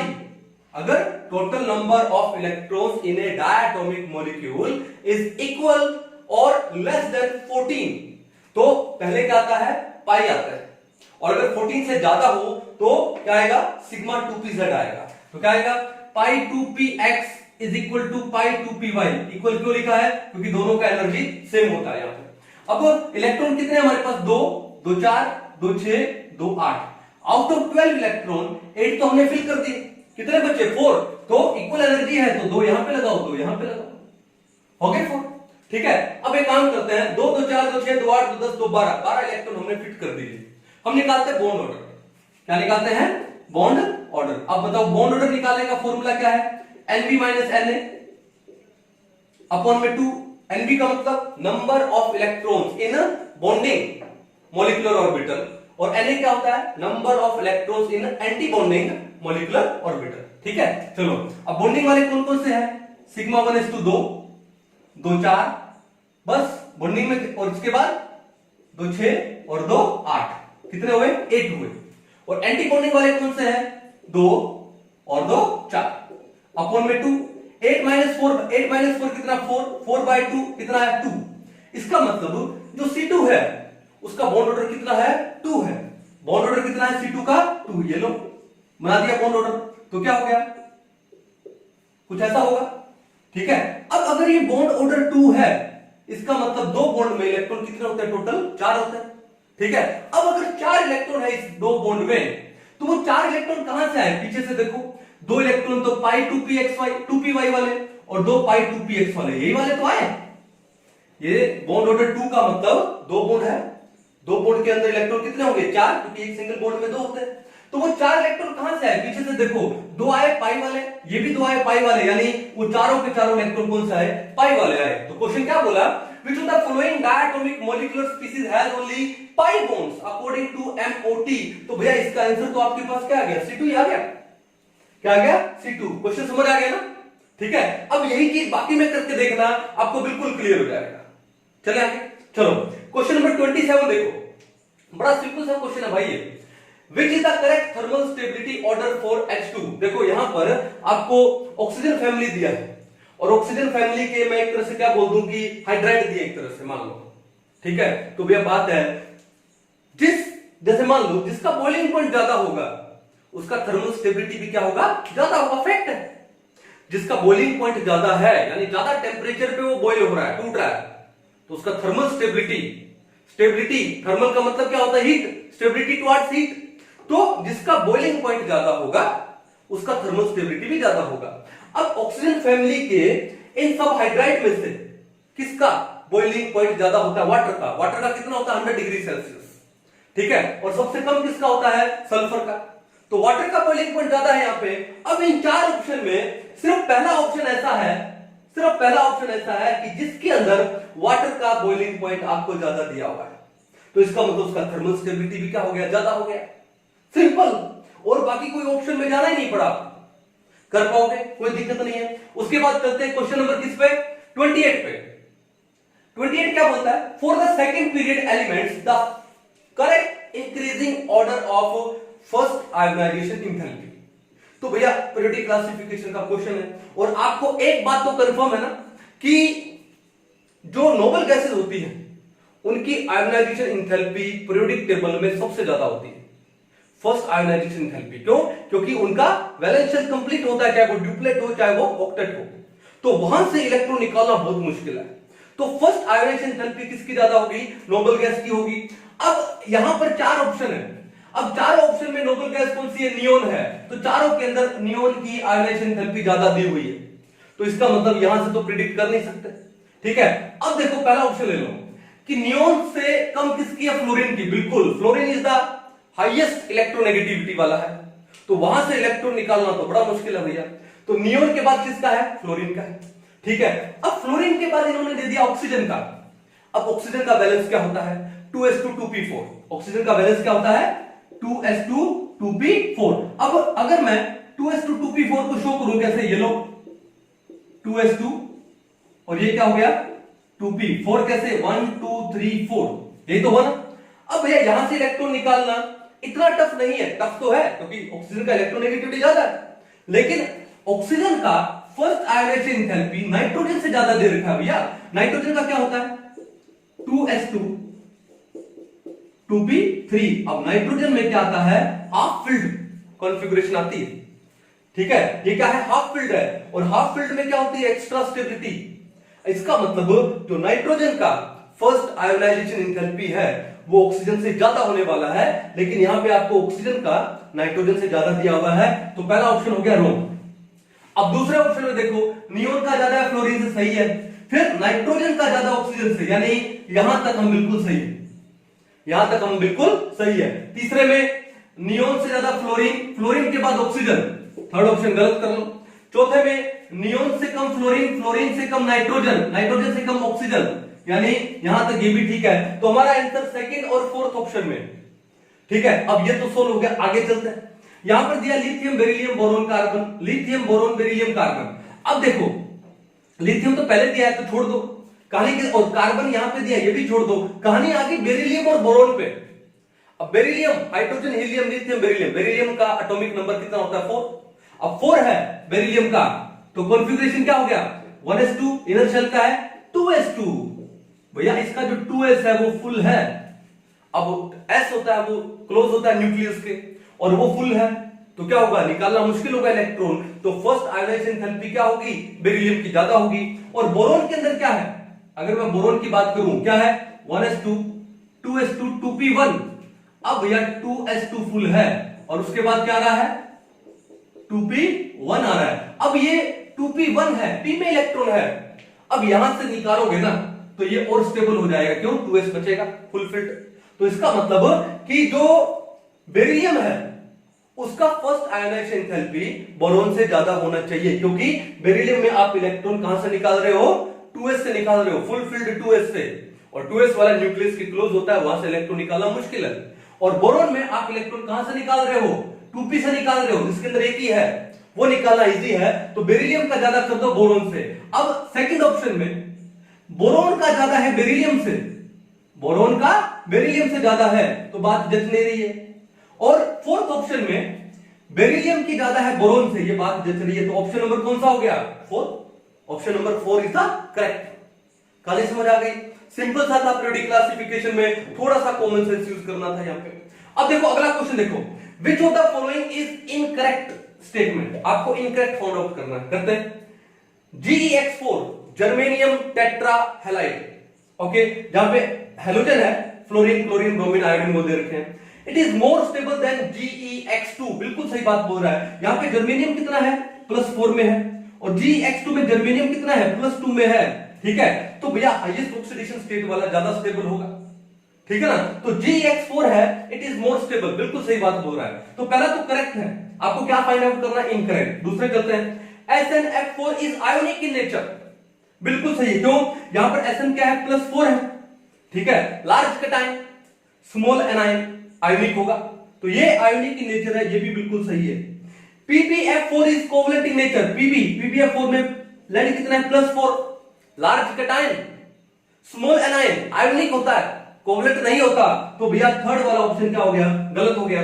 And SiCl4 is easily hydrolyse, बिल्कुल इसको बहुत इजीली आप हाइड्रोलाइज कर सकते हो, क्या बनाएगा, SiOH का 4 बनाएगा, ठीक है, तो ये ऑप्शन भी करेक्ट है। तो आपको फाइंड आउट करना था क्या, इनकरेक्ट स्टेटमेंट, और वो इनकरेक्ट स्टेटमेंट कौन सा, ऑप्शन नंबर 3 था, ठीक है। तो ये 4 क्वेश्चन, 1 2 3 4, ये भी मेरे ख्याल से बड़े बेसिक से क्वेश्चन थे, सिंपल क्वेश्चन थे, प्रैक्टिस अच्छी थी तो ये भी फ्री के मार्क्स थे, ठीक है, तो इनको उतार लो। नेक्स्ट क्वेश्चन पे चलते हैं, चलिए नेक्स्ट क्वेश्चन कहां से आया है, पी ब्लॉक एलिमेंट से क्वेश्चन आए हुए हैं। ग्रुप 18 में से जीनोन के ऊपर तो लगभग क्वेश्चन आता ही आता है ना। तो क्वेश्चन देखो क्या है, match the xenon compounds in column 1 with its structure in column 2 and assign the correct code. It's a simple question, कैसे, देखो आपको यहां पर जीनोन के कंपाउंड दिए हैं और उनकी क्या दे रखी है, यहां पे स्ट्रक्चर दे रखी है, शेप दे रखी है, आपको करेक्ट कोड फाइंड आउट करना है, ठीक है, ओके। ऐसे क्वेश्चन मैं नीचे से करता हूं। अब ये जो XCO3 है, अब XCO3 की स्ट्रक्चर क्या होती है, Xc एक लोन पेयर है, then double bond O double bond O double bond O, तो इसकी स्ट्रक्चर कैसे हुई, पिरामिडल, जस्ट लाइक अमोनिया। तो XCO3D, D क्या होता है, पिरामिडल होता है, तो D का क्या हो गया, 1। तो यहां पर ऑप्शन देखो, D, मेरा D में क्या है, 1 है, 1 1 1, अरे D में 1 एक में ही दिया हुआ है, तो इसका आंसर क्या हो गया, ऑप्शन नंबर 4। 1 सेकंड का क्वेश्चन था ये, ठीक है। चलो अब बाकी भी करके देखते हैं कि ये जो XCF6 होता है वो क्या होती है, इसकी डिस्टॉर्टेड ऑक्टाहेड्रल होती है, ऐसे कैसे होती है, डिस्टॉर्टेड ऑक्टाहेड्रल। तो B का क्या 3 है, B का 3 है, बिल्कुल करेक्ट है। XCF4 में क्या होगा, xenon, 1 fluorine 2 fluorine 3 fluorine 4 fluorine, तो ये तो हो गया स्क्वायर प्लेनर, 2 लोन पेयर है, एक ऊपर है एक नीचे है, यानी एक्सियल पोजीशन पे 2 लोन पेयर है, लेकिन स्ट्रक्चर में या शेप में लोन पेयर काउंट नहीं करते। तो XCF4 का स्ट्रक्चर क्या होगा, स्क्वायर प्लेनर होगा, यानी A का क्या आएगा आपके पास, नंबर 2 आएगा। तो क्या A का नंबर 2 आ रहा है, बिल्कुल आ रहा है। फिर बचा कौन सा, C, अब तो C का कौन सा हो गया, एक ही तो ऑप्शन बचा, 4 स्क्वायर पिरामिडल, सिंपल सा क्वेश्चन था भाई, ठीक है। चलो अब उसके बाद देखो क्वेश्चन नंबर 31। अब इसके लिए तो मैंने आपको ट्रिक भी बताया हुआ है, मैं आपको डिस्क्रिप्शन में डाल दूंगा लिंक, जिसके अंदर इसका ट्रिक दिया हुआ है, ठीक है, ओके। और अगर आपको ट्रिक नहीं भी पता है तो भी हो जाएगा, कैसे, यहां पर बोला है हैबर प्रोसेस, हैबर प्रोसेस में क्या बनती है, अमोनिया, तो B का क्या आएगा, B का आएगा 3। अब यहां पे देखो B में 3 किसका है, B में 4 3 2 1, 3 एक ही है, ऑप्शन नंबर 2। चल भाई, अगेन 1 सेकंड का क्वेश्चन था ये। तो आपने देखा नीट 2019 का पेपर था ना, ठीक है, आपके चांसेस थे 180 बाय 180 लेने के, यानी इतना इजी पेपर आया था ये। कर पाओगे? बाकी ऑप्शन में जाने की जरूरत नहीं है। कॉन्टैक्ट प्रोसेस आपने पढ़ा है, कॉन्टैक्ट प्रोसेस में क्या बनता है, सल्फ्यूरिक एसिड। क्या ऑप्शन नंबर 2 में सी का 2 है? सी कहां है? सी का बिल्कुल 2 है। सही है यार, इजी कर लोगे तो इनको उतार लीजिए। नेक्स्ट क्वेश्चन पे चलते हैं। चलो नेक्स्ट क्वेश्चन रिडॉक्स रिएक्शन में से आया हुआ है। The correct structure of tribromo octa oxide. तो पहले तो ट्राइब्रोमो ऑक्टा ऑक्साइड का फॉर्मूला क्या है? ट्राई यानी 3, ब्रोमो यानी ब्रोमीन, Br3, ऑक्टा ऑक्साइड यानी O8। तो फॉर्मूला क्या हुआ? Br3O8। आपको कोई चार्ज दिखाई दे रहा है ऑक्सीजन पे? नहीं ना। अब आपको यहाँ पे चार्ज स्ट्रक्चर दिए हैं, पहले में ऑक्सीजन के ऊपर नेगेटिव चार्ज दिखाए हुए हैं 1 2 3 4 पे, मतलब ही नहीं, यहाँ तो कोई चार्ज ही नहीं। उसके बाद पहला नहीं होगा, दूसरे में भी ऑक्सीजन के ऊपर क्या नेगेटिव चार्ज दिखाई दिए, मतलब ही नहीं है। थर्ड में देखो, there is no negative charge on oxygen, ठीक है, सारे के सारे ऑक्सीजन क्या है, डबली बॉन्डेड है। तो ये क्या हो गया आपका Br3O कितना होगा 1 2 3 4 5 6 7 8। तो ऑप्शन नंबर 3 करेक्ट है। बेसिक डायरेक्ट क्वेश्चन था ये। और फोर्थ ऑप्शन में भी ऑक्सीजन के ऊपर नेगेटिव चार्ज है, मतलब ही नहीं है। तो इसका आंसर क्या होगा? Option number 3, simple. चलो अगला क्वेश्चन गैसियस स्टेट में से है, क्वेश्चन नंबर 33। क्या बोलता है? A gas at 350 kelvin and 15 bar, it has molar volume 20% smaller than that for an ideal gas. Molar volume क्या होता है? Molar volume is the volume of 1 mole of a gas, ठीक है। The correct option about the gas and it's compressibility factor. अब मेरे को ये बताओ कि जो कंप्रेसिबिलिटी फैक्टर Z वो क्या होता है? Molar volume of real gas upon molar volume for ideal gas, बिल्कुल यही होता है। क्लियर है? अब बात यह है कि इसने बोला कि इस टेम्परेचर पे 350 केल्विन पे और 15 बार पे इस प्रेशर पे मोलर वॉल्यूम 20% स्मॉलर है than that for an ideal gas. तो इसका मतलब रियल गैस का मोलर वॉल्यूम क्या है? कम है। आइडियल गैस के मोलर वॉल्यूम से रियल गैस का जो मोलर वॉल्यूम है 20% स्मॉल है। अगर ये वॉल्यूम कम है, न्यूमरेटर कम है, तो Z का वैल्यू क्या आएगा? Z का वैल्यू आएगा लेस देन 1। और वॉल्यूम कम होने का मतलब क्या हुआ कि जो मॉलिक्यूल्स है, गैस मॉलिक्यूल्स है, they are close to each other. तो उनके अंदर कौन सी फोर्सेस डोमिनेट हो जाएगी? Attractive forces. तभी तो वॉल्यूम कम हो गया। और वॉल्यूम ज्यादा होने का मतलब क्या है? मॉलिक्यूल्स एक दूसरे से अवे है, तो उनके अंदर कौन सी फोर्सेस डोमिनेट हो गई? Repulsive forces. लेकिन यहां पर तो वॉल्यूम कम आ रहा है ना, वॉल्यूम कम आ रहा है, तो इसका मतलब न्यूमरेटर कम है, Z का वैल्यू क्या हो गया? लेस देन 1 हो गया, और अट्रैक्टिव फोर्सेस क्या हो गई? डोमिनेट हो गई, सिंपल। तो इसका आंसर क्या हो जाएगा? Z is less than 1 and attractive forces are dominate. Option number 1 ही हो जाएगा भाई। Basic question, simple question. मैंने क्या बोला? 2019 का जो पेपर था ना, इतना इजी पेपर था, इससे पहले इतना इजी पेपर देखा नहीं, ठीक है। तो होपफुली आपका जो 2020 का पेपर हो वो भी शानदार हो। तो इसको एक बार उतार लो, फिर आगे नेक्स्ट क्वेश्चन पे चलते हैं। देखिए नेक्स्ट क्वेश्चन कार्बन फैमिली से आया है, ग्रुप 14 से। विच of the following species is not stable. तो पहला आपको क्या दे रखा है? टिन है, टिन का हाइड्रोक्साइड दिया है SnOH6 2 नेगेटिव। तो ये स्टेबल है, टिन का साइज बड़ा है, ठीक है, तो 6 हाइड्रोक्साइड उसके सराउंड में आ सकते हैं, ठीक है, कोई इशू नहीं है। कौन सा ज्योमेट्री बनाएगा? ये ऑक्टाहेड्रल ज्योमेट्री बनाएगा। उसके बाद देखो क्या दिया है? SiCl6 2 negative. यहां दिक्कत है, यहां पे देखो सिलिकॉन का साइज छोटा है, सिलिकॉन का साइज क्या है? छोटा।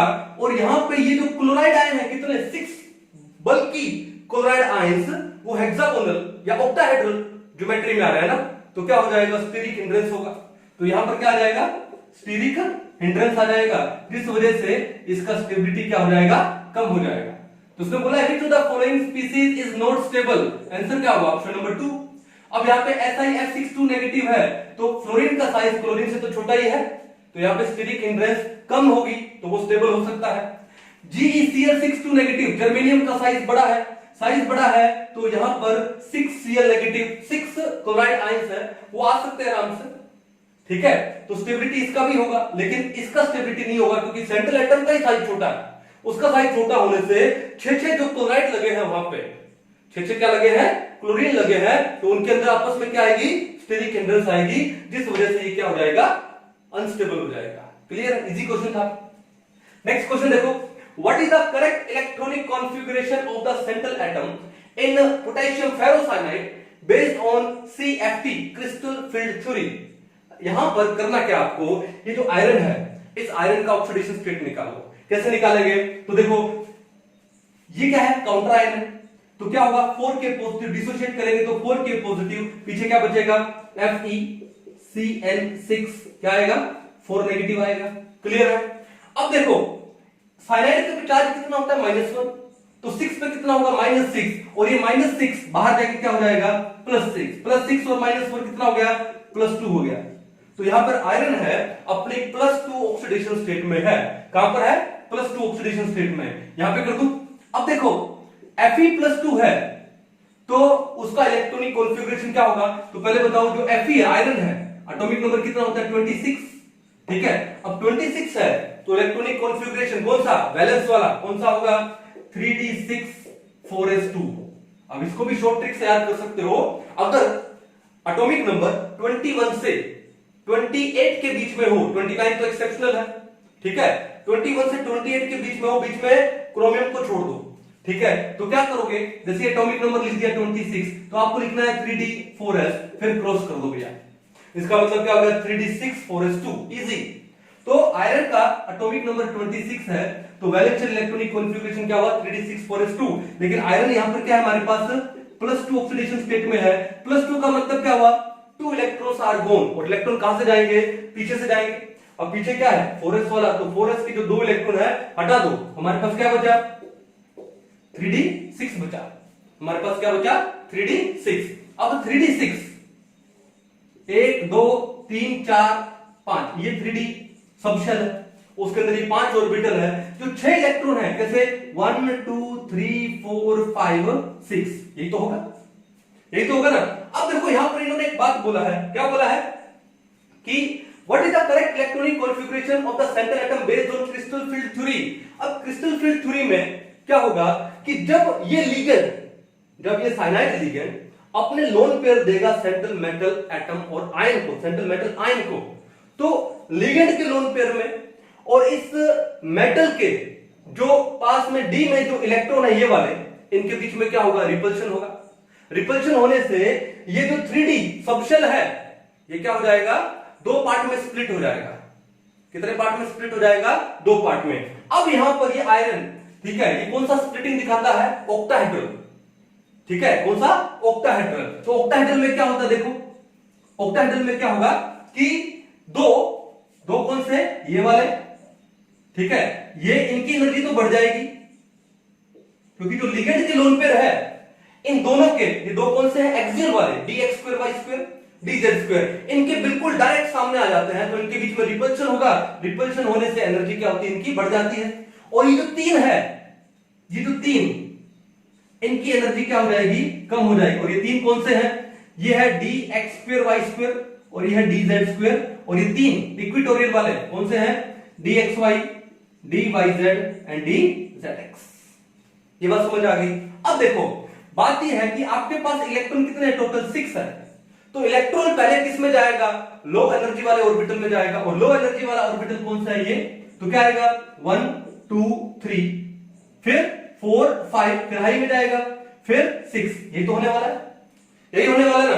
अब बात ये है, अब बाद में लिगेंड कौन सा है, साइनाइड, स्ट्रॉन्ग फील्ड लिगेंड है, और स्ट्रॉन्ग फील्ड लिगेंड क्या करता है, पेयरिंग करता है। पेयरिंग करेगा तो क्या होगा कि ये वाला इलेक्ट्रॉन यहां से उठ के कहां पर आएगा, यहां पे, और ये इलेक्ट्रॉन यहां से उठ के कहां पर आएगा, यहां पर, हो गया पेयरिंग। अब ये जो 2 ऑर्बिटल्स है ऊपर वाले, ये कौन से होते हैं, Eg, और ये जो 3 ऑर्बिटल है, ये कौन से होते हैं, T2G, किसमें, ऑक्टाहेड्रल स्प्लिटिंग में, ठीक है। अब कॉन्फ़िगरेशन क्या हुआ कि T2G ऑर्बिटल्स में इलेक्ट्रॉन कितने हैं, 6 है, तो आपके पास आया T2G6, और Eg में कितने हैं, एक भी नहीं है, तो आपके पास आया Eg0। तो ये आगे हमारे पास क्या, इलेक्ट्रॉनिक कॉन्फ़िगरेशन किसकी, पोटेशियम फेरोसाइनाइड की, बेस्ड ऑन CFT। अब आपका आंसर कौन सा होगा, T2G6 कहां पे दिया है, ऑप्शन नंबर 4 दिया है, T2G6 Eg0।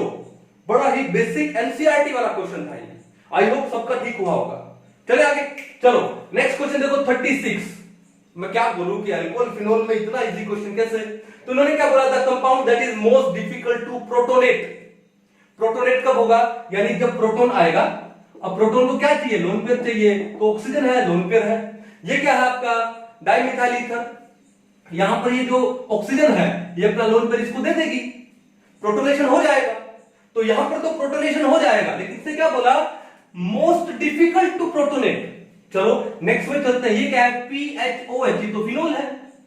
अब फिनोल के अंदर, चलो मैं इसको मिटा के स्ट्रक्चर बनाता हूं रियल में। फिनोल क्या होता है ये, अब फिनोल में ये ऑक्सीजन का जो लोन पेयर है वो ऑक्सीजन के पास अवेलेबल नहीं है। क्यों, बिकॉज दिस लोन पेयर ये कहां पर चला गया, रेजोनेंस में बिजी हो गया। बिजी हो गया तो बिजी होने के बाद इसके ऊपर क्या जाता है, हल्का सा पॉजिटिव चार्ज आ जाता है। इसका मतलब फिनोल में जो ऑक्सीजन है उसका लोन पेयर कहां चला गया, कॉन्जुगेशन में चला गया, रेजोनेंस। तो अब H पॉजिटिव इसको क्या चाहिए, लोन पेयर चाहिए, और इसका लोन पेयर बिजी हो गया। तो यहां पर इसका लोन पेयर इस H पॉजिटिव को देना डिफिकल्ट हो जाएगा। इसका मतलब phenol is difficult to protonate here. ठीक है, तो हमारा ये आंसर हो सकता है, लेकिन आगे चलते हैं। अब वाटर है, वाटर में तो कोई रेजोनेंस वगैरह तो है नहीं, तो यहां पर H पॉजिटिव आएगा तो ये ऑक्सीजन अपना लोन पेयर इसको दे देगी, क्या बना लेगी, H3 पॉजिटिव, हाइड्रोनियम आयन बोलते हैं। तो यहां भी प्रोटोनेशन इजी है। अब ये क्या है, मेथनॉल। अब मेथनॉल में भी कोई रेजोनेंस है नहीं, तो क्या होगा कि H पॉजिटिव आएगा तो ये ऑक्सीजन अपना लोन पेयर इसको दे देगा, यहां भी प्रोटोनेशन हो जाएगा। तो phenol is most difficult to protonate among these four here. बड़ा इजी सा क्वेश्चन था भाई। चलो ऑप्शन नंबर 2 चलते हैं, क्वेश्चन नंबर 37 पे।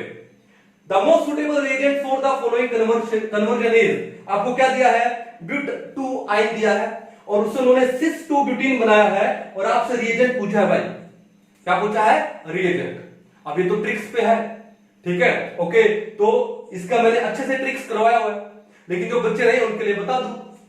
एक सिंपल सा ट्रिक याद रखना, बॉयज लाइफ टू कूल। देखा ना, हम लड़कों की लाइफ थोड़ी सी कूल होती है, रात को भी बाहर जा सकते हैं, ठीक है, घर का इतना काम नहीं करना पड़ता। लेकिन लड़कियों की लाइफ थोड़ी सी, उनको घर का भी काम करना पड़ता है, रात को लेट नाइट वो बाहर नहीं जा सकते हैं, ठीक है। तो मैंने एक सिंपल सी लाइन बनाई, क्या, बॉयज लाइफ टू कूल। क्या, बॉयज लाइफ टू कूल, ठीक है। अब इससे क्या आया, बी से, बी का मतलब क्या हुआ, बी का मतलब है बर्च रिडक्शन, और बर्च रिडक्शन में टी, टी का मतलब क्या होता है, ट्रांस एडिशन होता है भाई। Birch reduction, sodium liquid ammonia, ठीक है, लिथियम लिक्विड अमोनिया, ठीक है, ये जो दिया है ना सोडियम लिक्विड अमोनिया, ये बर्च रिडक्शन का रिएजेंट है। और ये क्या काम करता है, ये ट्रांस एडिशन करता है, ठीक है। फिर लाइफ, लाइफ से क्या आया, लिंडलर्स कैटलिस्ट, लिंडलर्स कैटलिस्ट, और ये क्या देता है, सी, कूल का सी ले लिया, सी का मतलब क्या हुआ, सिस एडिशन। तो लिंडलर्स कैटलिस्ट है, वो क्या देता है, सिस एडिशन देता है, और अपने को यहां पर क्या प्रोडक्ट बना है, सिस बना है। तो कौन सा है लिंडलर्स कैटलिस्ट, ये रहा, hydrogen in the presence of palladium, और साथ में क्या दे दिया इन्होंने, क्विनोलिन। तो इसका मतलब क्या है कि ब्यूट 2 आयन से जो सिस 2 ब्यूटीन बना है, सिस वाला प्रोडक्ट कौन बनाएगा, लिंडलर्स कैटलिस्ट बनाएगा, सिंपल। ये तो मैंने डायरेक्ट ट्रिक में बता दिया, इसका कॉन्सेप्ट भी है, डिटेल में मैकेनिज्म भी है, ठीक है ना। तो उसमें एक बार अभी जाने की जरूरत है नहीं। तो भैया बात है, ये तो डायरेक्ट ट्रिक वाला क्वेश्चन था, 1 सेकंड में आप इसको सॉल्व कर सकते थे।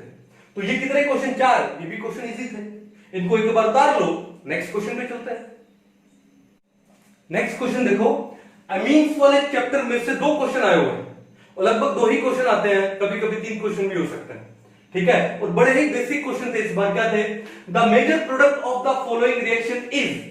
अब आपको ये क्या दिया हुआ है, थैलिक एसिड दिया हुआ है, क्या दिया हुआ है, थैलिक एसिड, उसकी अमोनिया के साथ रिएक्शन है, और बाद में आपको क्या दिया है, स्ट्रॉन्ग हीटिंग। तो भैया बात ऐसा है कि जब आप थैलिक एसिड की रिएक्शन अमोनिया से करते हो, देखो क्या आएगा, सॉल्यूशन करते हैं यहां पे इसका, ये लिया थैलिक एसिड, इसकी रिएक्शन है जब आप किसके साथ करते हो, अमोनिया के साथ, ठीक है, प्लस में NH3। तो कितने मोल लगेंगे अमोनिया के, 2, कितने मोल लगेंगे, 2। लोगों, एक NH3 यहां कर दूं और एक NH3 यहां कर दूं, और क्या कर रहे हो, स्ट्रॉन्ग हीटिंग। क्या कर रहे हो, स्ट्रॉन्ग हीटिंग। तो अमोनिया क्या दे सकता है, एक्टिव हाइड्रोजन, फिर यहां का क्या OH, तो क्या बनेगा CONH2, CONH2। तो आपके पास प्रोडक्ट क्या बनने वाला है, CONH2 and C double bond O NH2। इसको हम लोग क्या बोलते हैं, थैलेमाइड बोलते हैं। क्या बोलते हैं, PTHALAMID, थैलेमाइड। ये अमाइड है, ये क्या है, अमाइड। अब इस अमाइड को अगेन आप हीट करोगे, क्योंकि इन्होंने वर्ड क्या बोला है, स्ट्रॉन्ग हीटिंग। तो हीट करोगे तो यहां से क्या होगा कि ये NH2 ग्रुप और यहां का एक हाइड्रोजन, एक्टिव हाइड्रोजन जाएगा और ये क्या बनाएगा, अमोनिया निकल जाएगी। क्या निकल जाएगी, एक अमोनिया निकल जाएगी और ये दो कार्बोनाइल ग्रुप है NH के साथ में कनेक्टेड हो जाएंगे। तो क्या बन जाएगा आपके पास, C double bond O, C double bond O NH। अब ये अमाइड नहीं था, अमाइड क्या था, C double bond O NH2, C double bond O NH2।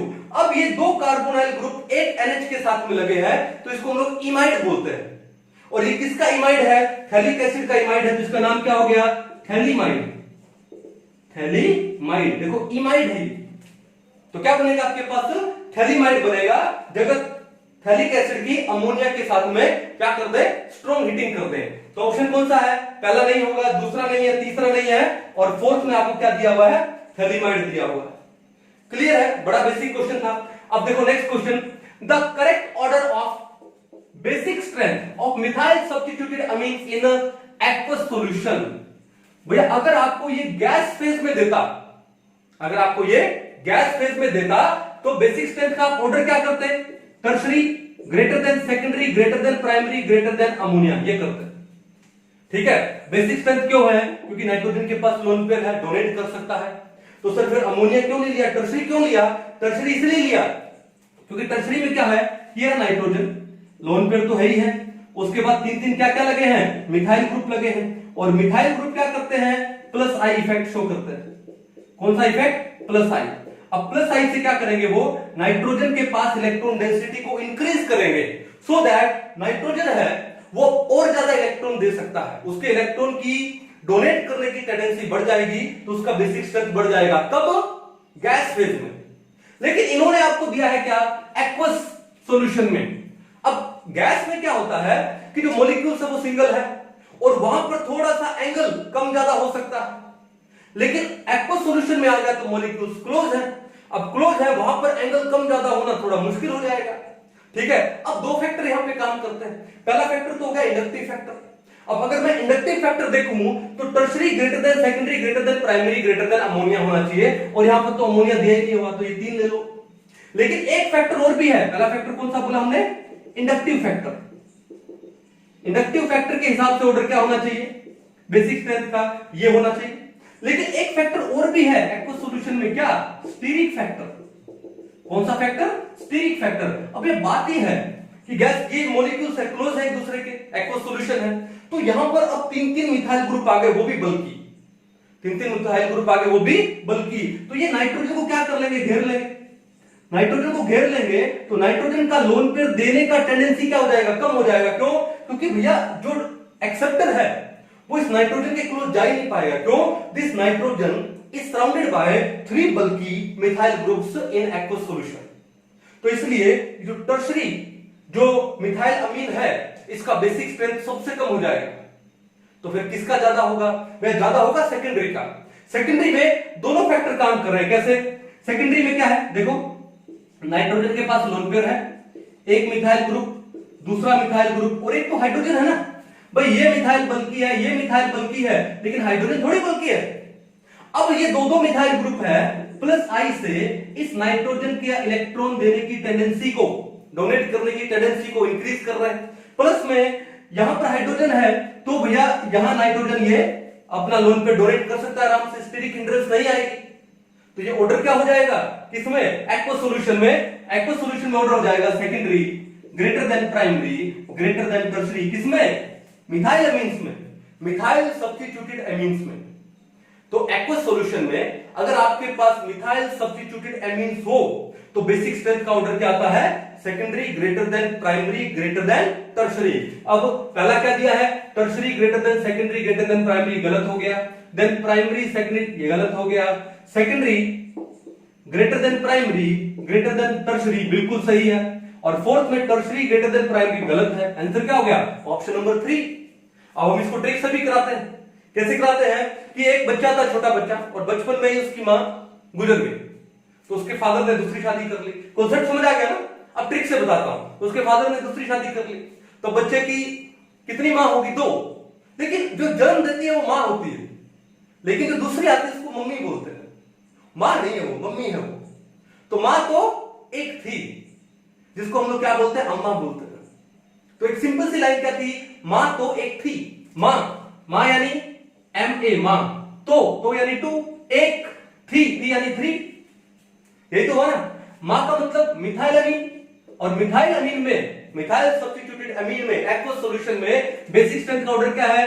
Secondary greater than primary greater than tertiary. कितना इजी। मां तो एक थी। तो 1 सेकंड का क्वेश्चन था भाई, क्लियर है? तो इनको उतार लो, नेक्स्ट क्वेश्चन पे चलते हैं। चलिए नेक्स्ट क्वेश्चन देखो, बायोमोलिक्यूल में से आया हुआ है। क्या क्वेश्चन है? Enzymes that utilise ATP in phosphate transfer require an alkaline earth metal as cofactor and M is. अब देखो, अगर आप बायोलॉजी के स्टूडेंट हो तो ये क्वेश्चन आपके लिए सबसे सिंपल होगा। ठीक है, तो क्या रिक्वायर है वहां पे? मैग्नीशियम फॉस्फेट रिक्वायर है। क्या रिक्वायर है? Mg3PO4 का ट्वाइस। तो मेटल कौन सी है वहां पे? मैग्नीशियम। ऑप्शन नंबर कौन सा है? 4। सिंपल। तो अगर आप बायो के स्टूडेंट थे तो आपके लिए सबसे इजी क्वेश्चन था इस पेपर का। चलो नेक्स्ट क्वेश्चन देखो, which mixture of the solutions will lead to the formation of negatively charge. कौन सा बोला इसने? Negatively charge colloidal salt. कौन सा दिया है? AgI, और बाहर क्या है? I negative. चलो तो करते हैं इसको। पहला ऑप्शन देखो, 50 ml दिया है 2 मोलर AgNO3 एंड 50 ml दिया है 1.5 मोलर KI। अब एक बात बताओ कि वॉल्यूम सेम है दोनों का, ठीक है? अब यहां पर AgNO3 से क्या आएगा? Ag पॉजिटिव, कॉन्सेंट्रेशन कितना है? 2 मोलर, और यहां से KI से क्या आएगा? I नेगेटिव, कॉन्सेंट्रेशन उसकी क्या है? कम है। तो कैटायन की कॉन्सेंट्रेशन ज्यादा है और एनायन की कॉन्सेंट्रेशन कम है, तो यहां से कौन सा कोलोइडल सॉल्ट बनेगा? AgI, और बाहर क्या आएगा? Ag positive. तो ये तो पॉजिटिवली चार्ज सॉल्ट बनेगा भाई, क्योंकि AgNO3 का कॉन्सेंट्रेशन ज्यादा था, तो Ag पॉजिटिव बाहर आएगा। तो पहला तो होगा नहीं। हमसे पूछा इसने क्या? नेगेटिवली चार्ज सॉल्ट पूछा है। दूसरा देखो, 50 ml of 0.1 molar AgNO3 and 50 ml of 0.1 molar KI। तो भैया ये भी नहीं होगा, क्यों? दोनों का वॉल्यूम सेम है, दोनों की कॉन्सेंट्रेशन सेम है, तो क्या बनेगा? AgI। तो कोई बाहर आयन आया नहीं, पॉजिटिवली भी नहीं आया, नेगेटिवली भी नहीं आया। थर्ड ऑप्शन देखो क्या बोलता है? 50 ml of 1 molar AgNO3, okay, and 50 ml of 1.5 molar KI। देखो दोनों का वॉल्यूम सेम है, ठीक है, लेकिन यहां देखो AgNO3 का कॉन्सेंट्रेशन है 1 मोलर और KI का कॉन्सेंट्रेशन है उससे ज्यादा, तो आपका AgI तो बनेगा ही बनेगा, और KI का कॉन्सेंट्रेशन थोड़ा ज्यादा है, तो वो जो I नेगेटिव है वो बाहर भी आएगा। I नेगेटिव क्या? बाहर भी आएगा, तो क्या बनेगा? ये I नेगेटिव। तो क्या बनेगा? AgI, और बाहर क्या जाएगा? I नेगेटिव, यानी नेगेटिवली चार्ज सोल बनेगा। तो ऑप्शन नंबर 3 करेक्ट है। ऑप्शन नंबर 4 पे चलते हैं। 50 ml और यहां भी 50 ml, दोनों का वॉल्यूम सेम दिया हुआ है, ठीक है। अब यहां पर आपको AgNO3 दिया है 1 मोलर और यहां पर KI दिया है 2 मोलर। अब देखा जाए तो भैया ये भी इसका आंसर सही है, क्यों? दोनों का वॉल्यूम सेम है, तो Ag पॉजिटिव का कॉन्सेंट्रेशन 1 मोलर है और I नेगेटिव का कॉन्सेंट्रेशन उससे डबल है, तो AgI तो बनेगा ही बनेगा। उसके बाद बाकी जो I नेगेटिव बचा वो कहां पर आएगा? बाहर आएगा, तो ये भी क्या बनाएगा? Negatively charge sol. तो भैया इसका तो थर्ड एंड फोर्थ दोनों ही सही था, कर लोगे, कोई इशू नहीं है। चलो अब उसके बाद क्वेश्चन नंबर 42 ऑर्गेनिक का क्वेश्चन है। लास्ट ईयर जो ऑर्गेनिक थी बड़ा इजी पूछा था इन लोगों ने, यानी मान के चलो लगभग आपसे पूछा ही नहीं ऑर्गेनिक में उन्होंने, इतने इजी क्वेश्चन थे। क्या था कि the structure of intermediate A in the following reaction is. आपको ये क्या दिया हुआ है? आइसोप्रोपाइल बेंजीन बोलते हैं, जिसका कॉमन नेम क्या है? क्यूमीन। बड़ा पॉपुलर है भैया ये क्यूमीन का, इन्होंने एरियल ऑक्सीडेशन किया है, तो प्रोडक्ट बना है क्या? ए। इंटरमीडिएट बना है ए, और इन्होंने आपसे क्या पूछा है? वो इंटरमीडिएट ए ही पूछा है। तो भैया ये तो डायरेक्ट है कि ये जो क्यूमीन का जब आप एरियल ऑक्सीडेशन करते हो तो क्या बनता है? Cumene hydroperoxide. क्या बनता है? Cumene hydroperoxide. अब क्यूमीन हाइड्रोपरऑक्साइड का स्ट्रक्चर पूछा है। अब देखो इस बेंजीन के साथ भी क्या लगा है? कार्बन। तो कार्बन थोड़ी हटेगा। यहां तो बेंजीन के साथ में ओ लगा दिया, गलत है। यहां भी बेंजीन के साथ में ओ लगा दिया, गलत है। अब यहां पे देखो बेंजीन के साथ में कार्बन है, तो पेरोक्साइड किसका बनेगा भैया? ये कार्बन है ना, ये कार्बन, इसके साथ में जो H है ना, इनके बीच में दो ऑक्सीजन आएंगे सिंगल बॉन्ड से। लेकिन यहां पर तो क्या किया कि इस कार्बन के नहीं, इसके साथ वाले यानी मिथाइल ग्रुप वाले के बीच में लगा दिया, गलत हो गया। अब फोर्थ में देखो कि बेंजीन के साथ में कार्बन, दो मिथाइल ग्रुप, और जो साथ में H था उनके बीच में दो क्या आ गए? ऑक्सीजन आ गए, सिंगली बॉन्डेड। जब ऑक्सीजन सिंगली बॉन्डेड से होती है, जब ऑक्सीजन और ऑक्सीजन के बीच में सिंगल बॉन्ड होता है तो वो क्या होता है? पेरोक्साइड होता है। तो ये क्या है? ये है क्यूमीन हाइड्रो पर ऑक्साइड। ठीक है, तो आपका जो इंटरमीडिएट 8 था वो कौन सा था? Option number 4। Simple easy question था, उतार लो। नेक्स्ट क्वेश्चन करते हैं। चलिए नेक्स्ट क्वेश्चन कहां से आया है? रिडॉक्स रिएक्शन में से क्वेश्चन आया है। बड़ा ही मजेदार क्वेश्चन है ये भी। Which of the following reaction are disproportionation reaction? तो disproportionation reaction होती क्या है? A reaction in which the same element is getting oxidized as well as reduced.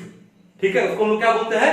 Disproportionation reaction बोलते हैं। तो हम लोग फाइंड आउट करते हैं कि कौन कौन सी डिस्प्रपोर्शनेशन रिएक्शन है। अब देखो पहले में कॉपर का ऑक्सीडेशन स्टेट क्या है? +1। अब कॉपर +1 से कहां पर जा रहा है? +2 में। तो इंक्रीमेंट हो रहा है पॉजिटिव में, और पॉजिटिव में जब इंक्रीमेंट होता है तो उसको हम क्या बोलते हैं? ऑक्सीडेशन। एंड कॉपर +1 से 0 में भी जा रहा है तो पॉजिटिव डिक्रीज भी हो रहा है, इसका मतलब रिडक्शन भी हो रहा है। सेम एलिमेंट है कॉपर, ऑक्सीडाइज भी हो रहा है, रिड्यूस भी हो रहा है, तो भैया डिस्प्रपोर्शनेशन रिएक्शन का एग्जांपल है। नंबर 2 देखो, MnO4 नेगेटिव क्या है? Manganate ion. अब मैग्नेट आयन में मैंगनीज कितना है? +6 है। MnO4 नेगेटिव पर मैग्नेट में मैंगनीज +7 है। MnO2 क्या बोलते हैं इसको? पायरोनोसाइड, कॉमन नेम है। मैंगनीज कितना है? +4। तो आपने देखा मैंगनीज +6 से +7 गया, पॉजिटिव इंक्रीज हुआ, ऑक्सीडेशन। और मैंगनीज +6 से +4 भी गया, पॉजिटिव डिक्रीज हुआ यानी रिडक्शन। सेम एलिमेंट है, ऑक्सीडाइज भी हो गया, रिड्यूस भी हो गया, डिस्प्रपोर्शनेशन का एग्जांपल है। चलो नेक्स्ट देखो, KMnO4 मैंगनीज कितना है? +7। K2MnO4 मैंगनीज कितना है? +6। और MnO2 में मैंगनीज कितना है? +4। तो मैंगनीज +7 से कहां गया? +6 में, पॉजिटिव डिक्रीज होना, रिडक्शन। और मैंगनीज +7 से +4 में अगेन पॉजिटिव डिक्रीज हुआ, अगेन रिडक्शन। तो भैया ऑक्सीडेशन तो हुआ ही नहीं यहां पर, तो it is not an example of disproportionation, तो सी नहीं होगा। अब आगे देखो यहां पे, यहां मैंगनीज है +7 पर मैग्नेट आयन है, और यहां पे मैंगनीज +2 दिया है, और प्रोडक्ट में मैंगनीज कितना है? +4 है, पायरोनोसाइड MnO2। अब मैंगनीज है +7 से गया +4 में, +7 से कहां गया? +4 में, पॉजिटिव डिक्रीज हुआ, तो क्या हुआ? क्या हुआ? ये रिडक्शन हुआ। और मैंगनीज +2 से +4 में भी गया तो पॉजिटिव इंक्रीज हुआ, तो क्या हुआ? ऑक्सीडेशन। आपको लगेगा कि सेम एलिमेंट है मैंगनीज, ऑक्सीडाइज भी हो रहा है, रिड्यूस भी हो रहा है, तो क्या होगा? डिस्प्रपोर्शनेशन। नो। अब यहां पर क्या है देखो कि इन सब में क्या है कि सेम ही एलिमेंट हो रहा था, एलिमेंट तो यहां भी सेम है, लेकिन जो प्रोडक्ट बन रहा है ना, तो प्रोडक्ट की ऑक्सीडेशन स्टेट इन दोनों के बीच की है। अगर ये रिएक्शन रिवर्स होती तो डिस्प्रपोर्शनेशन होती, लेकिन अब ये रिएक्शन है वो डिस्प्रपोर्शनेशन की अपोजिट है, तो इसको हम लोग क्या बोलते हैं? सिनप्रपोर्शनेशन बोलते हैं। क्या बोलते हैं इसको हम लोग? सिनप्रपोर्शनेशन रिएक्शन। सिनप्रपोर्शनेशन रिएक्शन क्या होती है कि जहां पे सेम एलिमेंट है रिएक्टेंट में विद 2 डिफरेंट ऑक्सीडेशन स्टेट, उससे प्रोडक्ट बनता है विद 1 ऑक्सीडेशन स्टेट, तो ये डिस्प्रपोर्शनेशन की अपोजिट होती है। क्या बोलते हैं इसको? सिनप्रपोर्शनेशन। तो डिस्प्रपोर्शनेशन तो नहीं है ना, उसका अपोजिट है, तो हम लोग डी को भी नहीं लेंगे। तो हमारा आंसर क्या आएगा? A and B only. अब ए एंड बी में कौन सा ऑप्शन आ रहा है? Option number 3 is the correct one. Simple. कर पाओगे? चलो नेक्स्ट क्वेश्चन पे चलते हैं, हाइड्रोकार्बन पे। बड़ा ही मस्त क्वेश्चन है भाई ये। An alkene A on reaction with O3 and zinc water. नाम सुनते याद आ गया क्या? ओजोनोलाइसिस। क्या है? ओजोनोलाइसिस। तो प्रोडक्ट क्या बनता है? प्रोपेनॉन। अब प्रोपेनॉन क्या है? C double bond O CH3 CH3, यानी एसीटोन का ही आईपीसी नेम क्या है? प्रोपेनॉन। और दूसरा क्या है? इथेनॉल। इथेनॉल क्या होता है? C double bond O H CH3। मैंने जानबूझ के ये दोनों कार्बोनाइल ग्रुप को आमने सामने रखा है। क्यों? क्योंकि जब हम लोग ओजोनोलाइसिस करते हैं एल्कीन का, तो जो कार्बन कार्बन में डबल बॉन्ड है वो टूट जाता है, और उन कार्बन पे डबल बॉन्ड O लग जाता है। अब हमको उस ओजोनोलाइसिस का अपोजिट करना है, यानी जिन कार्बन कार्बन पे डबल बॉन्ड थे वो हटा के उनके बीच में क्या कर देना है, डबल बॉन्ड कर देना है। तो ये है आपका एल्कीन ए, ये क्या आपका एल्कीन ए। अब आगे क्या बोलता है, addition of HCl to alkene A, इस ए के ऊपर HCl का एडिशन कर दो, it gives B as the major product and the structure of product B is. तो भैया एल्कीन पे जब HCl का एडिशन करोगे तो कौन सा रूल, मार्कोनिकोफ रूल। कौन सा rule, M rule. M rule क्या होता है, सबको मालूम होगा, that negative part of the addendum molecule, negative part of the addendum, addendum बोले तो अटैकिंग, अटैकिंग कौन है यहाँ पे, HCl, और उस HCl का नेगेटिव कौन है, Cl negative chloride ion. So negative part of the attacking molecule goes to that carbon of the double bond which have lesser number of hydrogen. ये बेसिक सा डेफिनेशन है उसका। अब देखो कार्बन कार्बन में डबल बॉन्ड है, इस carbon के पास तो हाइड्रोजन है ही नहीं, मिथाइल ग्रुप है, लेकिन इस कार्बन के पास एक हाइड्रोजन है। तो एक कार्बन कार्बन डबल बॉन्ड में से किस कार्बन के पास हाइड्रोजन कम है, इसके पास तो है ही नहीं, तो Cl नेगेटिव कहां चला जाएगा, इसके पास, ये बॉन्ड सिंगल हो जाएगा तो H पॉजिटिव यहां चला जाएगा, तो क्या बनेगा CH3 और इस कार्बन के पास आ गया Cl, बॉन्ड हो गया सिंगल C, ये क्या है H और एक H और आएगा तो क्या बन जाएगा CH2 और क्या लगा साथ में CH3। ये प्रोडक्ट B बनेगा मेजर प्रोडक्ट, माइनर भी बनेगा जहां पे Cl यहां जाने वाला, लेकिन मेजर प्रोडक्ट बनेगा कौन सा, ये क्वेश्चन क्या था, the structure of product B is. तो ये प्रोडक्ट ढूंढ लो यहां पे, कहां पे, ठीक है, पहला ऑप्शन, अरे लिखा ही नहीं हुआ, पहला ऑप्शन क्या है, CH3 CH2, इसका उल्टा कर लो, CH3 CH2, ओके, C, जरा C, CH3Cl CH3Cl और CH3, भैया पहला ऑप्शन ही आपका करेक्ट हो गया। देखा कितने इजी क्वेश्चन थे, इनको उतार लो, लास्ट क्वेश्चन पे चलते हैं। तो अब हम लोग आ गए किसके ऊपर, लास्ट क्वेश्चन के ऊपर, और ये लास्ट क्वेश्चन किसके ऊपर था, एरोमेटिक हाइड्रोकार्बन के ऊपर।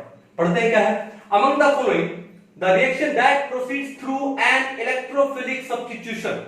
अगर आप चारों ऑप्शन को एक बार देखोगे ना तो देखते ही आपको पता लग जाएगा कि इलेक्ट्रोफिलिक सब्स्टिट्यूशन का एग्जांपल कौन सा है, ठीक है। ऑप्शन नंबर कौन सा, 4, कैसे देखो ध्यान से, यहां पर क्या दिया, बेंजीन दिया है, ठीक है, अब साथ में क्या दिया Cl2 यानी मॉलिक्यूल एसिड, और ये क्या है AlCl3, और AlCl3 क्या होता है, लुईस एसिड होता है, क्या होता है, Lewis acid, it can accept the lone pair. तो यहां पर जब Cl2 AlCl3 के साथ रिएक्ट करेगा तो इस Cl2 का क्या जाएगा, Cl नेगेटिव जाएगा, ये Cl नेगेटिव यानी क्लोरीन बॉन्ड लेके जा रहा है, क्या बनाएगा ये बनाएगा AlCl4 नेगेटिव, प्लस में इसको क्या छोड़ा Cl पॉजिटिव, Cl पॉजिटिव को हम लोग क्या बोलते हैं, क्लोरोनियम आयन, क्या बोलते हैं, क्लोरोनियम आयन, और ये यहां पे क्या काम करता है, इलेक्ट्रोफाइल का काम करेगा, क्या काम करेगा, इलेक्ट्रोफाइल का।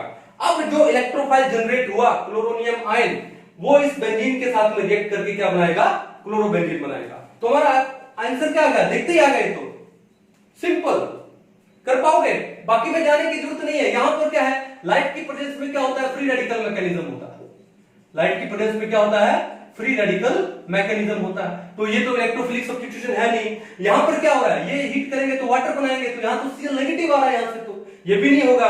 अब बेंजीन डायज़ोनियम क्लोराइड की रिएक्शन Cu2Cl2 क्यूप्रस क्लोराइड के साथ हो रही है, तो कौन सी रिएक्शन है, ये सैंडमेयर रिएक्शन है। ये कौन सी रिएक्शन है, सैंडमेयर रिएक्शन है। ये भी आपका किसका, इलेक्ट्रोफिलिक सब्स्टिट्यूशन का एग्जांपल नहीं है। इलेक्ट्रोफिलिक सब्स्टिट्यूशन का एग्जांपल कौन सा हुआ, ऑप्शन नंबर 4, और इससे आपके नंबर कंफर्म हो गए 4।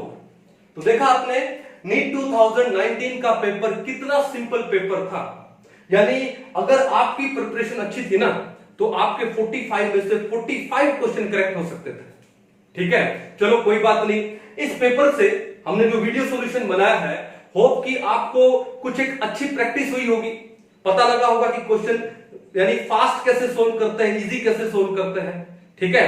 अभी कुछ दिनों के बाद क्या है, नीट 2020 का पेपर आने वाला है। मेरी साइड से आप सबको बेस्ट ऑफ लक, अच्छे से पेपर दीजिए, शांति से दिमाग से जाइए, ओके, और एग्जाम को फोड़ के आइए, ठीक है। मैं दिल से दुआ करता हूं आप सबका नीट के अंदर सिलेक्शन हो, ठीक है। तो इसी उम्मीद के साथ मिलते हैं नेक्स्ट लेक्चर में, तब तक के लिए थैंक यू।